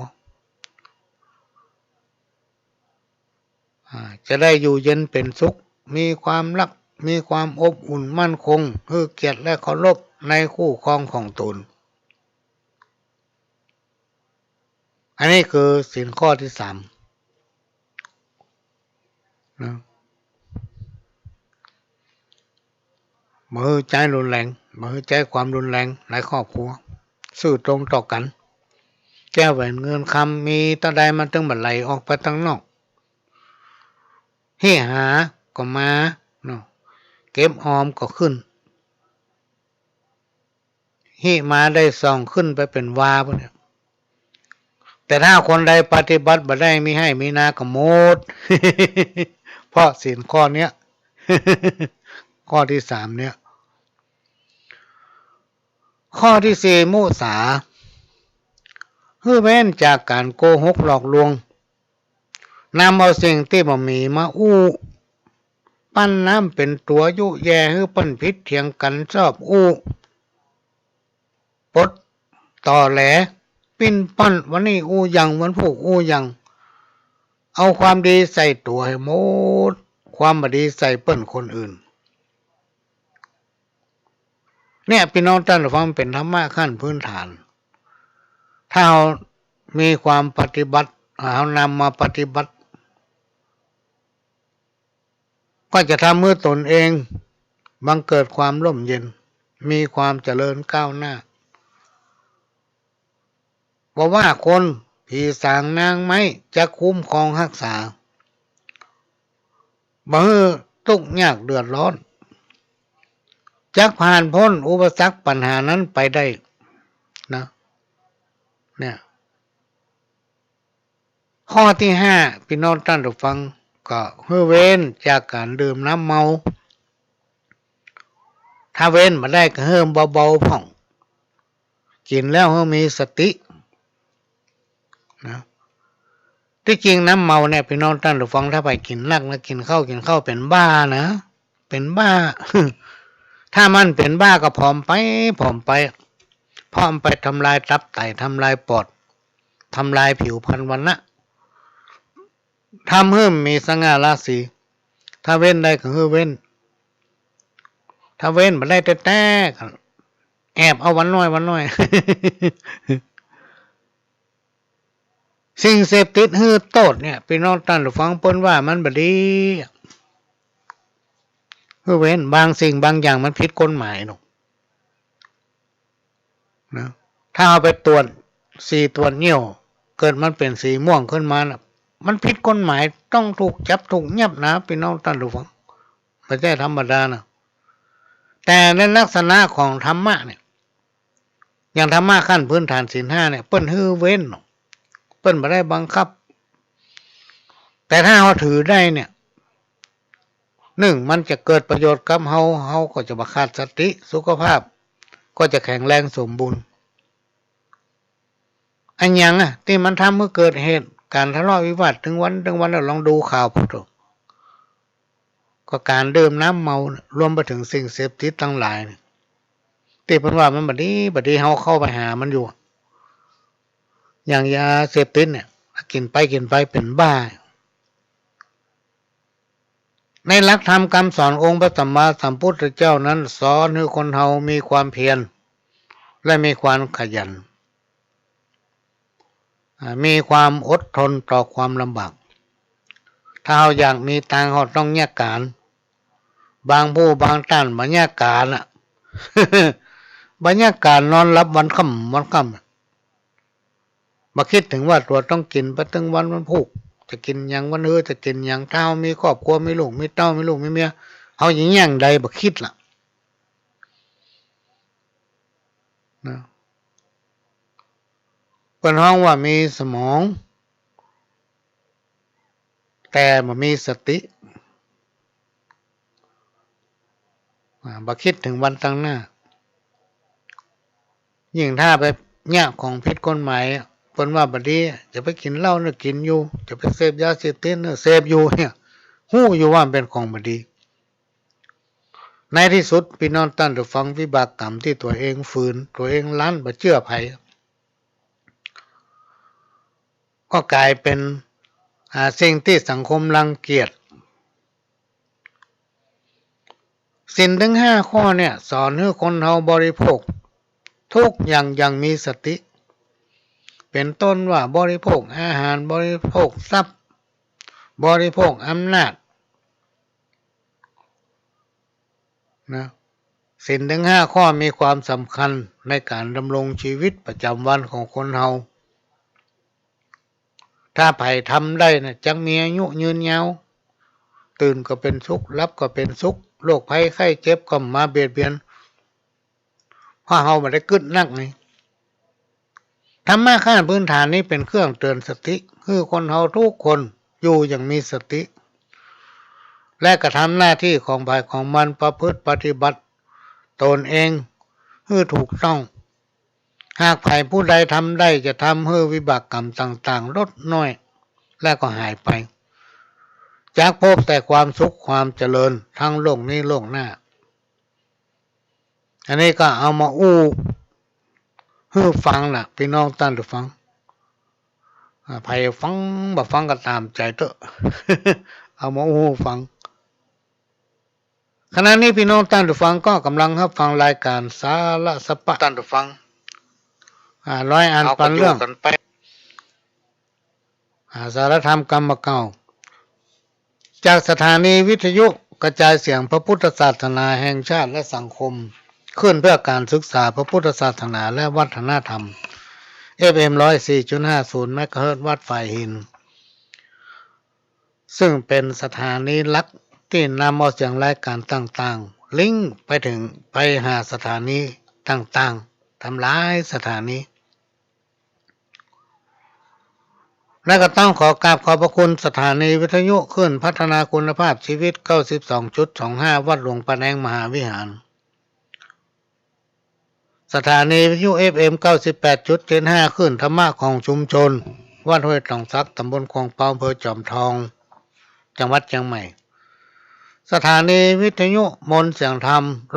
106.25 วัดบูพารามอำเภอแม่แจ่มจังหวัดเชียงใหม่วันนี้พี่น้องท่านผู้ฟังติดตามรายการนี้ได้พร้อมกัน5สถานีเว้นสถานีวิทยุล้านนาเชียงใหม่วันนี้บ่ได้นำรายการนี้เผยแพร่จะมีเฉพาะวันเสาร์เนอะนำเนินรายการโดยก้าวกับผมพ่อหลวงสว่างธาตุอินจันทร์ประธานเครือข่ายกองทุนแม่ของแผ่นดินจังหวัดเชียงใหม่และ8จังหวัดภาคเหนือรองประธานศูนย์ประสานงานกองทุนแม่ของแผ่นดินแห่งชาติประธานคณะที่ปรึกษาผู้ตรวจราชการด้านต่างๆจังหวัดเชียงใหม่ก็มาพบปะพี่น้องท่านผู้ฟังเป็นประจำทุกวันอาทิตย์ตั้งแต่เวลาบ่ายโมงไปถึงบ่าย3 โมงและก็ทุกวันเสาร์ตั้งแต่4 โมงถึง6 โมงแมลงส่วนเวลาอื่นนั้นกันเดียวก่อนพี่น้องท่านฟังก้อยประสานทั้งสถานีก้อยขยับถ้ามีโอกาสก็จะมาปะพบพี่น้องท่านผู้ฟังบ่อยๆเจือ ก็จำเนินรายการไปจนกลัวว่ามีคนฟังไปทางไหนก็ซอยหัวกูถึงฟังมันแล้วเนี่ยกันนั้นก็ยัง แต่ถ้าตลาดใดที่ยังมีคนฟังพี่น้องท่านผู้ฟังก็จะมาปะมาพบก็มาอู้อันอย่างจากประสบการณ์จากการเรียนรู้จากที่ได้จบได้จำมาเล่าอู้สู่กันฟังเป็นการเปลี่ยนบรรยากาศก็ต้องขอกราบขอบพระคุณพี่น้องท่านผู้ฟังทั้งหลายที่ติดตามรับฟังรายการและก็ให้กำลังใจมาโดยตลอดหลายปีผ่านมาจนถึงปัจจุบันเนี่ยตอนนี้ใกล้จะสิ้นปี2564จะเข้าสู่ปี2565ก็ให้ร่ำรวยเนอะให้พ้นทุกข์ร่ำรวยสุขีอยู่ดีกินดีมากันทั่วหน้าเนอะคนฟังทั้งหลาย บางผู้บางท่านนี่ถ้าใกล้เวลาที่ผู้หลวงจะเข้ารายการเนี่ยตึงเอาสักอย่าง ย่างคุยฟังรายการปูนานก่อนลูกถ้ามันจบมาแรงมันก็นอกก็ไปหันไปนี่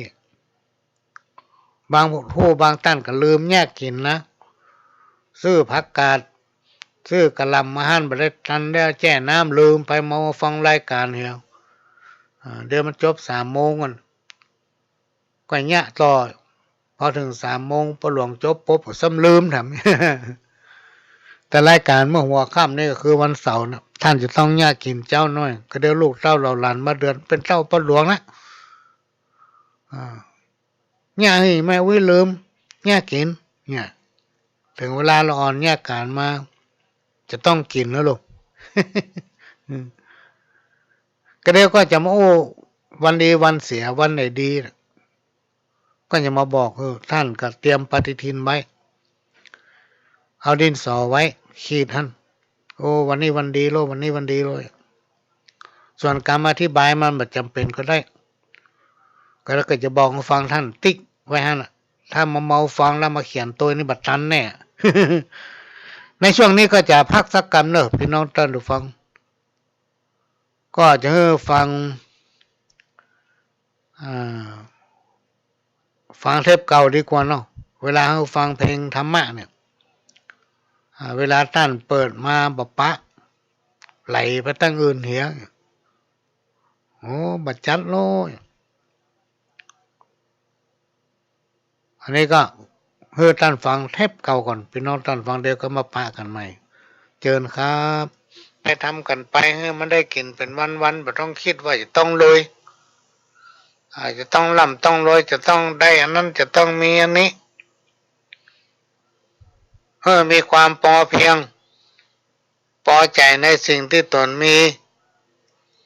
มีความยินดีในสิ่งที่เราได้จะไปสาการร้อนบดีว่าคนนั้นบดีไปดูถูกคนนี้มีจิตใจเอื้อเฟื้อเผื่อแผ่มีความฮักสมัครสมานสามัคคีพ่อแน่ๆเขาก็เกิดมาร่วมกันละ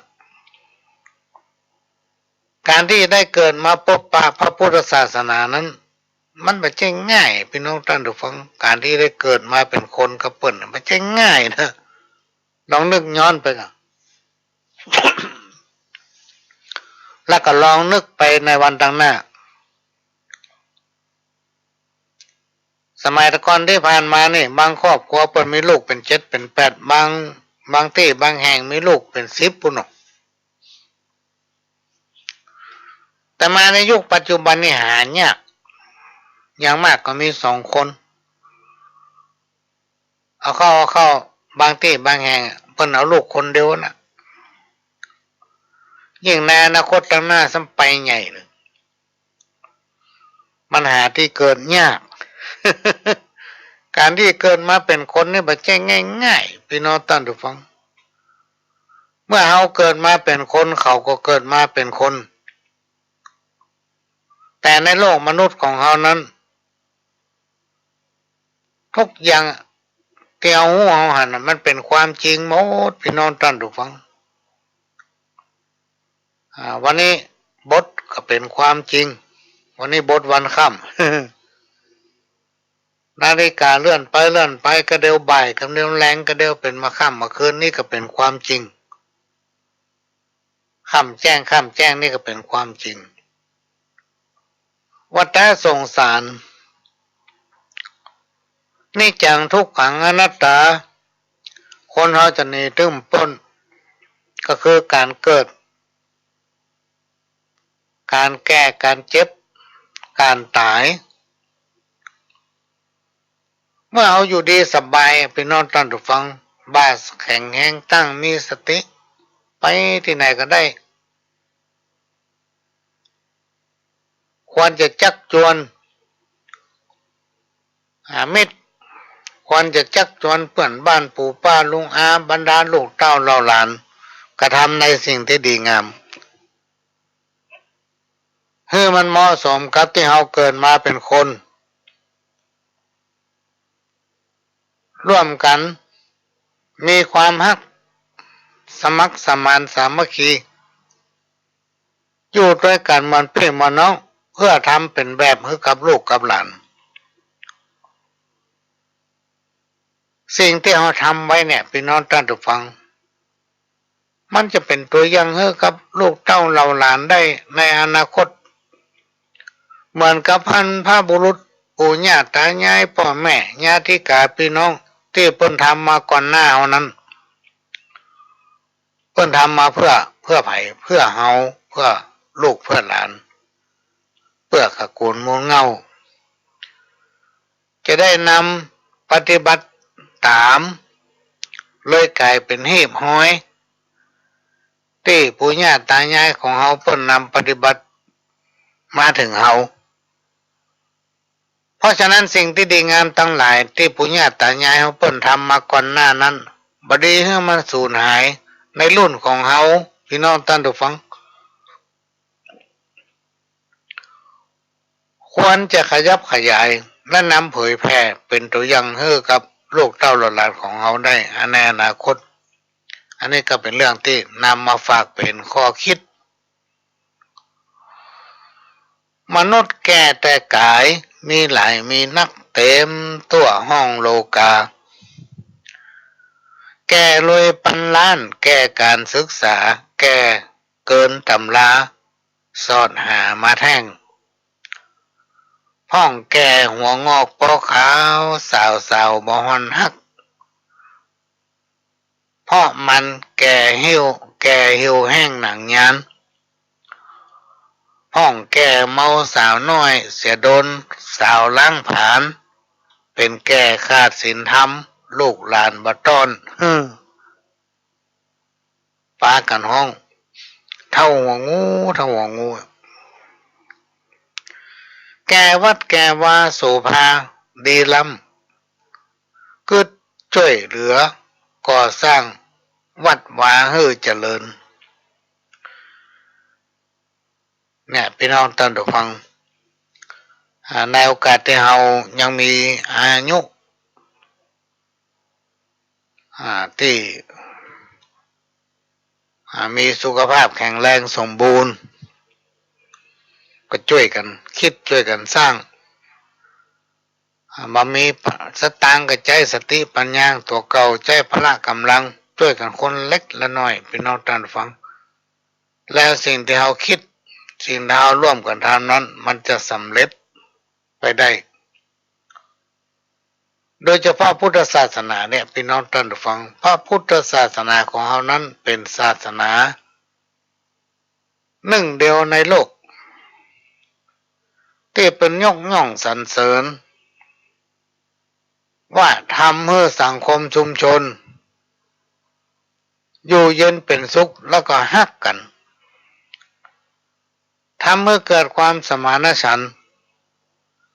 ทำให้เกิดความสมัครสมานสามัคคี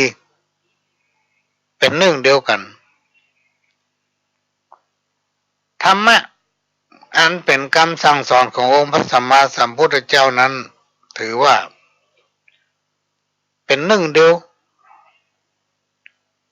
ของโลกพี่น้องท่านผู้ฟังจะสังเกตเห็นว่าเวลาไผมาประเทศไทยเนี่ยกลับไปแล้วเปิ้นใครมาแถม เพราะประเทศไทยนั้น จ้าบ้านเจ้าเมือง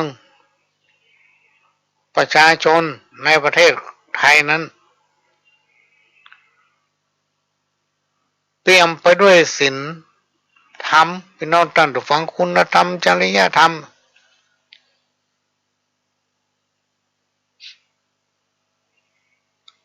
ทุกคนจะมีเมตตาธรรมไม่ว่าท่านจะไปที่ไหนก็จะป้าแต่รอยยิ้มแย้มแจ่มใสเพราะว่าคนไทยนั้นเป็นพุทธเป็นส่วนใหญ่เกือบจะ99%พี่น้องท่านผู้ฟังที่เป็นอุบาสกบาสิกาเลื่อมใสในพระพุทธศาสนาอันนี้ก็เป็นสิ่งที่นำมาฝากมาเล่าอู้สู่กันฟังก็จะเปิดเทปเก่าให้ฟังสักแป๊บนึงเนอะพี่น้องท่านผู้ฟังก็เดี๋ยวมาป้ากันรำร่อมเจิญครับแต้มยังเนี่ยก็คือประเพณีแต่ละพื้นที่เนี่ยพี่น้องท่านผู้ฟังมันจะอยู่ที่การปลูกฝังของบรรพบุรุษการปฏิบัติสืบตามกันแต่ผู้ใหญ่ตายายผู้เฒ่าผู้แก่ครูบาอาจารย์นี้เป็นต้น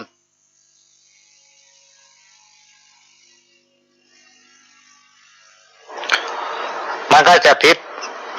เพี้ยนจากกันไปน้อยหนึ่งสรุปแล้วมันเหมือนกันหมดหวังความเจริญรุ่งเรืองก้าวหน้าหลายๆคนต่างก็มีความเชื่อว่าสิ่งที่มีอำนาจเหนือธรรมชาตินั้นมีจริงมันมีแต่พี่น้องท่านผู้ฟังสมัยก่อนเนี่ยปี2510 20 30 40 50 16เนี่ยพี่น้องท่านผู้ฟังพ่อหลวงนี่ไปเชื่อเรื่องทั้งหลายเหล่านี้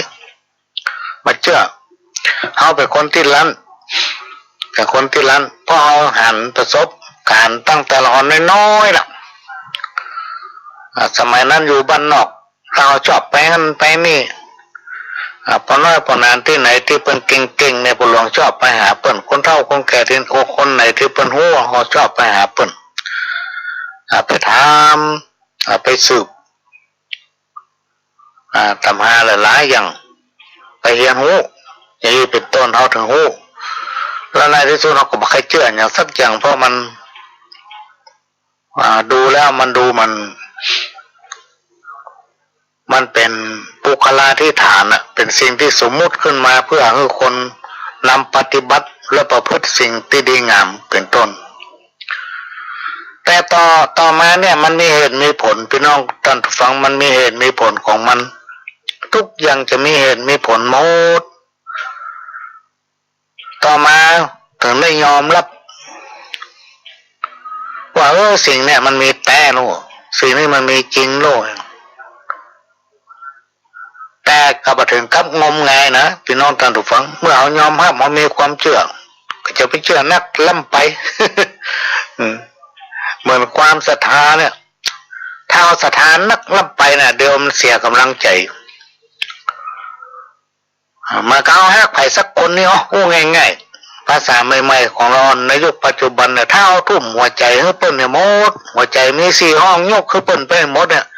พอผิดหวังขึ้นมาหัวใจโยกก็เปิ้นไปแล้วก็มาแขวนคอตายโดดน้ำตายคือรถจนตายขี่รถจนตายพ่อเนี่ยเมื่อจิตอยู่กับตัวเก่าเพราะฉะนั้นสิ่งที่เอาพบเอาหันเนี่ยฝังอยู่ในจิตสำนึกอันไหน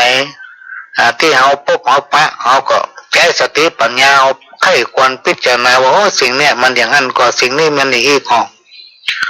เพราะว่าทุกอย่างมันจะมีเหตุมีผลพี่น้องท่านทุกคนก็ลองพิสูจน์ด้วยตัวเก่าเป็นต้นว่าถ้าเอานอนบักขลับเมื่อคืนเนี่ยบางทีเอาฝันนั่นฝันนี่ฝันบัดเดียท่านลองไหว้พระแล้วก็นอนเนาะทำสมาธิสักน้อยหนึ่งใช้เวลาสักนาที2 นาทีแล้วก็ไปตรวจน้ำเจ้ากรรมเจ้าเวรบรรพบุรุษผีแต่เก่าเน่าเมือนบอกว่าเจ้ากรรมนายเวรตั้งแต่อดีตชาติปางก่อนและชาตินี้บอกว่าสัตว์4 ตีน2 ตีนสรรพสิ่งทั้งหลายที่เป็นเจ้ากรรมนายเวรเอาว่าคนและสรรพสิ่งเมื่อเขาทั้งหลายเหล่านั้นประสบความสุขอย่าได้มีความทุกข์อย่าได้เบียดเบียนซึ่งกันและกัน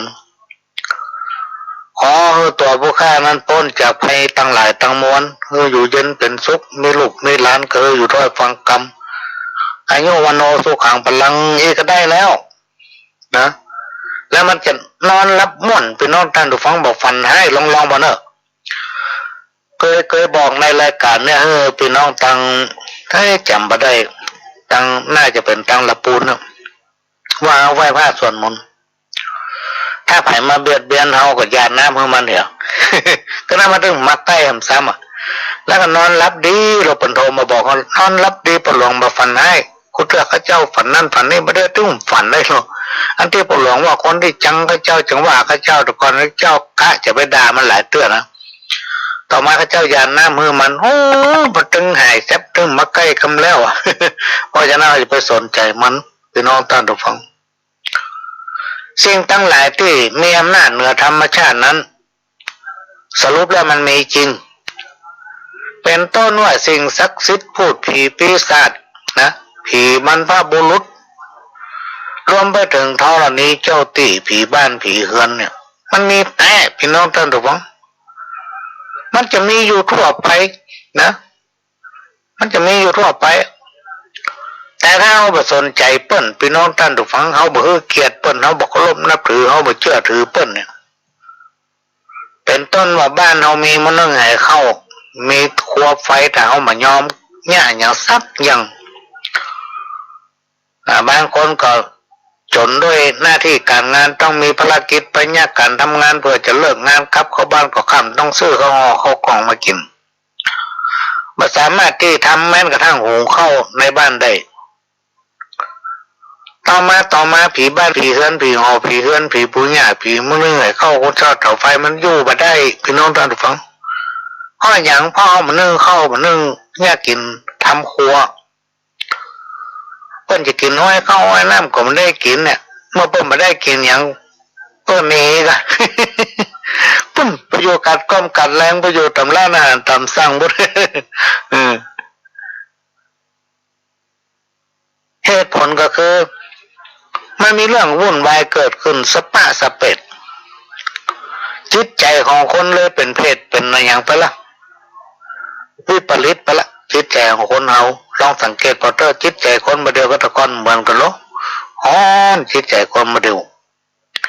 ตะกอนคนเป็นใจเย็นใจงามเนี่ยคนในยุคปัจจุบันนี่พอหน้ากันมาได้เนี่ยมาได้โต้ฆ่าโต้ตีโต้บุบกันนะขับรถแซงกันมาได้ก่อมพอใจกันนะพี่น้องท่านผู้ฟังขี่รถจ้ากับบีบแกไล่เปิ้นเนี่ยเปิ้นขับรถไว้กับดาเปิ้นเมียนมดเพราะอย่างเพราะว่าจิตใจมันเหินห่างจากประเพณีที่ปุญญาแต่ยายเปิ้นปฏิบัติแล้วทางด้านความเป็นอยู่กับการประกอบสมาชีพทำให้เหินห่างจากความอบอุ่นก็คือไม่ได้อยู่กับพ่อกับแม่กับพี่กับน้องกับปู่กับย่าต้องไปหาที่เจ้าอยู่ที่มันใกล้ที่เนี่ยการทำงานนะอันนี้เป็นต้นก็เลยทำเมื่อคนของเรานั้นเปลี่ยนไปที่จริงทุกอย่างนะมันมีอยู่อย่างเก่านั่นแหละมันมีอย่างเก่ามันถึงมีกรรมหนึ่งที่เป็นมักจะกล่าวว่าผีขอได้คนขอกันมาได้จะได้คนแต่ก่อนเวลาเป็นมีเหตุมีเรื่องอย่างกันเนี่ยแปลว่าผีขอได้คนยังขอคนขอกันมาได้จะได้พอเวลาไปหาหมอสมมติเราไม่หลงไม่หลาน3 วันดี4 วันให้ก็ได้ก็เมื่อยก็ได้ก็ไข้เขาไปหาหมอหลายเตือนแล้วก็มาหายแหกก็ได้เจ็บก็ได้ปุเลยปหินหายสักเตือกไปเปิดหนังสือพ่อเป็นว่าถ้าอยู่ดีสบายไปดีไปเปิดหนังสืออ่านตำหาเนอะพี่น้องท่านฟังเดี๋ยวมันจะบอกว่าส่งของอันนั้นส่งสตงอันนี้ปุจานี่โอ้มีปัญหานักไปถามเมื่อมันไปเหี่ยวที่โกงเหี่ยวใส่หัวผีเนี่ยผีตายโหงนอนนั่นไปเหี่ยวใส่หัวเปิ้นไปบนเนี่ยเนอะเปิ้นจะกินไก่กู้ไหวเหล้าขาวควันเนี่ย ก็ไปขอคนที่เป็นหู้น้อยไปบนบักแก้วมันมานี่แต่ว่าเนี่ยไม่เหี่ยวใส่หัวมันบอกว่าท่อนี้เจ้าตีหรือว่าผีแต่เก่าเน่าเมินมาใส่อยู่นี่ประเด็นนี้มันก็ขอตัวข้าเนี่ยมาสู่มาบักมาบนมันบักให้สบายขอถอดพิษถอดไม้ออกเนอถ้ามันหายเมื่อยหายไข้ข้าจะเอาไก่มาเลี้ยงกู้เล่าหายไก่กู้ไอ้เนาะ โอ้หายแต่พี่น้องท่านดูฟังหายแต่หายแต่ก็ไปเรื่องปะเนี่ยอันนี้เลยมีกรรมว่าสืบตามกันมาว่าผียังขอได้คนขอกันมาได้จะได้อะ สิ่งตั้งหลายที่กล่าวเนี่ยมันจะมีอยู่ทั่วไปไม่ใช่เป็นปุคลาธิฐานนะพี่น้องท่านผู้ฟังมันมีทั่วไปโดยเราจะเห็นได้ว่าพราหมณ์หรือพุทธบอกว่าพราหมณ์หรือในทางพระพุทธศาสนาเนี่ยก็ยังมีความเชื่อและเคารพนับถือสิ่งศักดิ์สิทธิ์นะมาเป็นเครื่องยึดเหนี่ยวทางด้านจิตใจเรียกว่าคนมนุษย์เอาเนี่ยเป็นส่วนนักนะสิ่งที่อยู่เหนือธรรมชาติ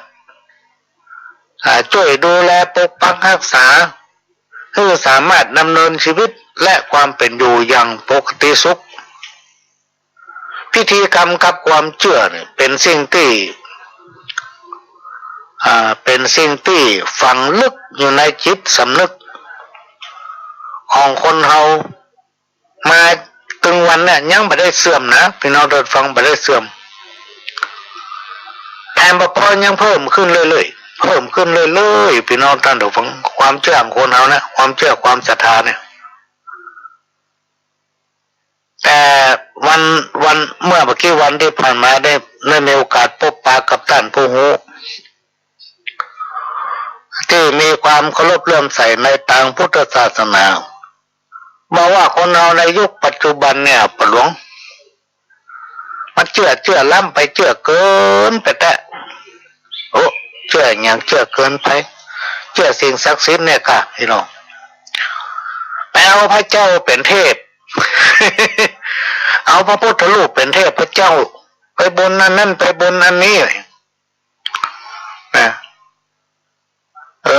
อันกายเนาะเนี่ยพี่น้องท่านทุกท่านลองใจจิตของตัวเก่าเนี่ยคิดพอพระพุทธรูปซึ่งเป็นสารรูปขององค์พระสัมมาสัมพุทธเจ้าให้ไปคิดจะไปหลงว่าเนี่ยคือเทพเจ้า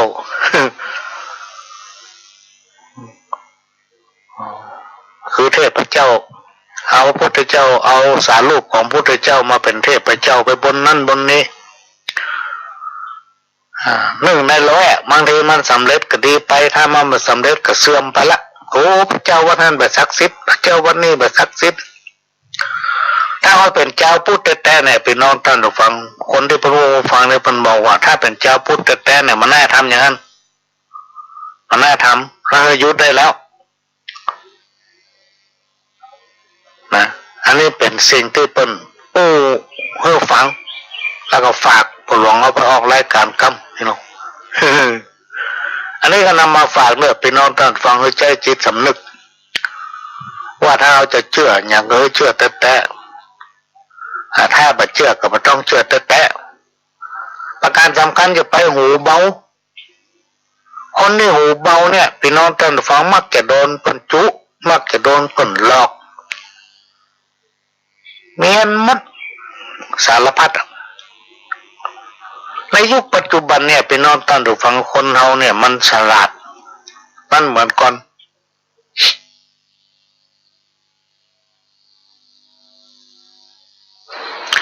คนเฮามันฉลาดคิดหาวิธีขึ้นมาเรื่อย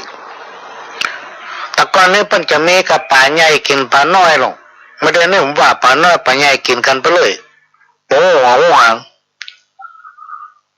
คนที่มีความคิดก้าวไกลที่มีปัญญาเฉียบแหลมแทนที่จะใช้ปัญญาไปในทางที่ถูกต้องกับใช้ปัญญานั้นไปในทางที่ส้วมนะแนะนำคนไปในทางที่ไม่ชอบ แนะนำคนไปในทางที่ผิดที่บ่ถูกนะแต่เพิ่นโทรมาโอ้ฟังไว้มันใจละปะหลวงเนาะมันใจ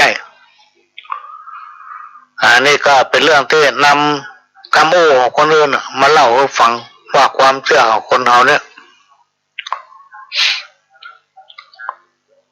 เราจะต้องเชื่อแล้วก็มีเหตุมีผลว่าอย่างนั้นควรอย่างนี้บ่ควรอันยังกระจ่างพี่น้องท่านผู้ฟังมันต้องมีผลของมันเมื่อเราปลูกต้นไม้เราก็ต้องได้กินผลของมันปลูกผักกาดพอมันใหญ่ขึ้นมาก็ได้กินมันปลูกมะม่วงปลูกมะขามปลูกทุกอย่างได้กินผลของมันหมดเพราะทุกอย่างจะต้องมีเหตุมีผลในทางพุทธศาสนาของเรานั้นเพิ่นไม่ได้มีข้อห้ามไว้ไม่ได้บัญญัติว่าเชื่อเรื่องนั้นเชื่อเรื่องนี้เป็นอนุโลมแต่จะไปให้มันเกินเลยจะไปให้มันเลยเถิดนะคนที่มีศรัทธาก็มีศรัทธาพอดีคือมีสติปัญญาโตยว่าเชื่อว่าศรัทธาแต่ศรัทธาว่าจนบรรลุอย่างสักอย่างด้วยความศรัทธาเมื่อเอาศรัทธาแล้วจะไปเก่งใจพี่น้องท่านผู้ฟังถ้าเอาเมาเก่งใจเนี่ยเจอจะทำเมื่อสิ่งที่เราศรัทธานั่นเลื่อนลอยหรือว่าเสียท่าหรือว่าพลาดท่ามากับกรรมกรที่ว่าสีตีนหูพเลิศน่ะสีตีนหูพลาดนักปราชญ์ก็ย่อมเผลอเพราะการลืมตัวคนเฮาทุกคนบอกว่าจะอยู่ในสถานะใดพี่น้องท่านผู้ฟังคือมันเป็นคนน่ะจะอยู่ในฐานะใดจันในระดับไหนก็จ้างมันเป็นคนน่ะมันไม่ใช่ห่อเหินเดินอากาศได้รู้เตียวได้อย่างเฮากินได้อย่างเฮาคิดได้อย่างเฮาไปไหนอย่างเฮามีกิเลสตัณหาราคะมากันหมดทุกคนไม่มีภัยวิเศษสักคนพี่น้องท่านทุกคนอันนี้เป็นเรื่องจริงในโลกมนุษย์เรานี้เพราะฉะนั้นทุกอย่าง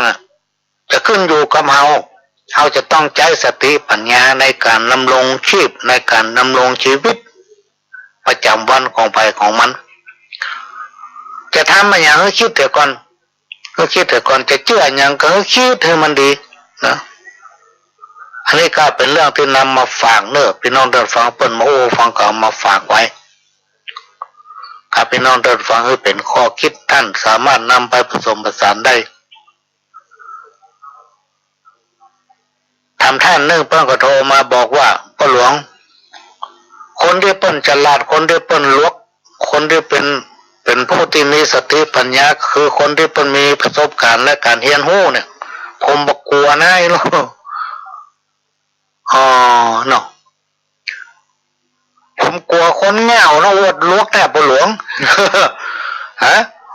กลัวคนเหงาแล้วอวดลวกกลัวคนเลี่ยมเนี่ยฮู้บัดได้แล้วฮู้ไปเลยนะ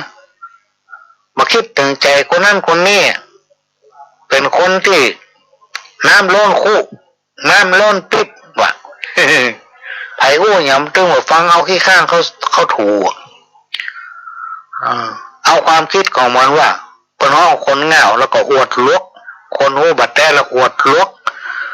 คนประเภทนี้ทำเมื่อเกิดการแตกแยกในสังคมถ้าจะแต่เนาะมันไหนมันตึงมีก็หาบ่หลวงเนาะก็มาโอ้นายขณะนี้พี่น้องท่านผู้ฟังก็กำลังรับฟังรายการสาระสปะร้อยอันปันเรื่องจากสถานีวิทยุกระจายเสียงพระพุทธศาสนาแห่งชาติและสังคมขึ้นเพื่อการศึกษาพระพุทธศาสนาและวัฒนธรรม FM 104.50 เมกะเฮิรตซ์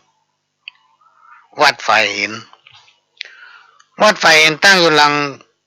มหาวิทยาลัยเชียงใหม่ตำบลสุเทพอำเภอเมืองจังหวัดเชียงใหม่หลังมช.พี่น้องท่านผู้ฟังซึ่งเป็นแม่ข่ายหลักนำเอาเสียงนี้ดีเลยไปยังสถานีวิทยุทำ3-4 สถานีและก็ต้องขอกราบขอบพระคุณท่านผู้อำนวยการสถานีวิทยุพัฒนาคุณภาพชีวิต FM 92.25 วัดหลวงประแดงมหาวิหารท่านผู้อำนวยการสถานีวิทยุ FM 98.75 คลื่นธรรมะของชุมชน วัดห้วยตองซักตำบลขวางเปาอำเภอจอมทองจังหวัดเชียงใหม่สถานีวิทยุมนต์เสียงธรรม 106.25 วัดบุพารามอำเภอแม่แจ่มจังหวัดเชียงใหม่ก็ได้ให้การอนุเคราะห์เมตตาลิงเอาสัญญาณเสียงนี้เผยแผ่สู่พี่น้องท่านผู้ฟังสถานีวิทยุวัดไฟหินนั้นเป็นของพี่น้องคนฟังทุกท่านเป็นเจ้าของก็ช่วยกันทนุบำรุงพี่น้องท่านผู้ฟังถ้ามีการทนุบำรุงก็เดี๋ยวมันรู้ มันรู้กรรมในใจเวลาเป็นหลายวันเป็นอาทิตย์2 อาทิตย์มันถึงจะดีเหมือนเก่าได้ เพราะนั้นจะไปลืมเนอะช่วยกันทนุบำรุงใกล้ละพี่น้องท่านผู้ฟังใกล้จะเสี่ยงปีละปี2564จะผ่านไปละนับวันได้ละยังทำไปกี่วันละก็จะย่างเข้าสู่ปี2565อายุของเขาก็เสี่ยงไปทำปีละอ่อนก็จะใหญ่ขึ้นมาทำปีเนาะไผมีลูกมีหลานมีละอ่อนน้อยถึงอิดพ่องปุ่นถ้าเขาอายุ11-12ว่าถือสบายอกสบายใจนะช่วงอายุ4-5-6 ปีนี่โอ้เหนื่อย ในช่วงเนี้ยพี่น้องท่านผู้ฟังก็มีคนเขียนข้าวอวยพรส่งท้ายปีเก่าก็ผ่านไปพี่น้องท่านผู้ฟังไปมาเวลาใกล้จะหมดละยังทำประมาณ5 นาทีก็จะใช้เวลา5 นาทีเนี่ยพี่น้องท่านผู้ฟังมาถึงวันดีเนาะเลิกยามวันดีปี2565หูไม่ใจว่าใส่บาแบกหามพระหลวงก็จะรวบรวมเอาหนังสือจากปั๊บหนังสาพ่องจากหนังสือหลายๆเล่มพี่น้องท่านผู้ฟังและก็จะยึดหลักเอาของวัดธาตุคำพี่น้องท่านผู้ฟังเป็นสำคัญเนอะ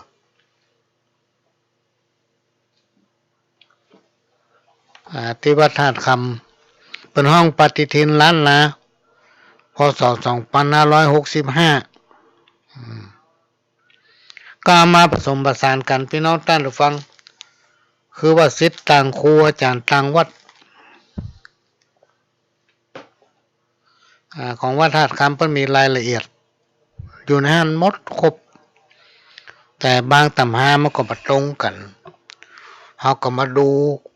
ความเป็นไปได้จากปั๊บหนังสาพอมาพิจารณาพอ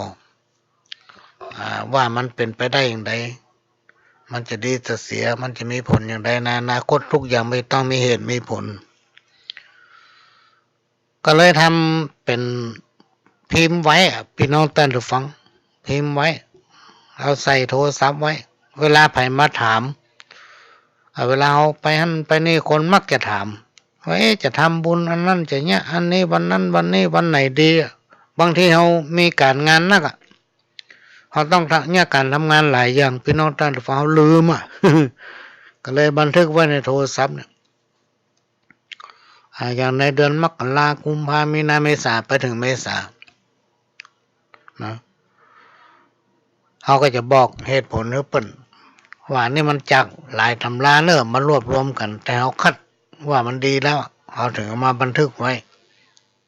แล้วก็จดจำไว้บางทีพี่น้องท่านผู้ฟังในยุคปัจจุบันเนี่ยคนหูมันนักตำรามันก็นักแต่นักว่าหลายท่านไปหาคนเดียวหาวันคนเดียวไปดูในคอมห้องไปเอานั่นอันนี้เพราะมีหลากหลายอาจารย์นะพี่น้องท่านผู้ฟังมันนักหนาป้าป้านแต่คือในยุคปัจจุบันมันไม่เหมือนสมัยก่อนถ้าเราจะทำบุญจะเนี่ยอย่างที่มันเป็นมงคลเกี่ยวกับตัวเราเนี่ย เกี่ยวกับอาชีพเกี่ยวกับภารกิจที่เราต้องทำถึงวันเราต้องไปหาครูบาอาจารย์ไปหาคนที่เป็นหูเพิ่นจะแนะนำว่าอันนั้นดีอันนี้บ่ดีก็จะไล่ปีไล่วันพอเดือนนี้มันเสียหยังเดือนนี้มันเป็นเดือนอะไรหยังอย่างนี้เป็นต้นแต่ละหลายผู้หลายท่านไปหาวันคนเดียวอาจจะไปดูในคอมเนี่ยในเข้า Google ไปก็ไปเสาะหาวันคนเดียวแล้วก็เอาวันนั้นเนี่ยบางทีมันไปตรงกับวันเสียพี่น้องท่านผู้ฟังวันที่ท่านหาได้นะเป็นวันเสียของตั้งเหนือเฮาบางทีมันก็ไปโดนสวรรค์จมเนี่ยบางทีมันก็ไปโดนสวรรค์ศูนย์เนี่ยนะ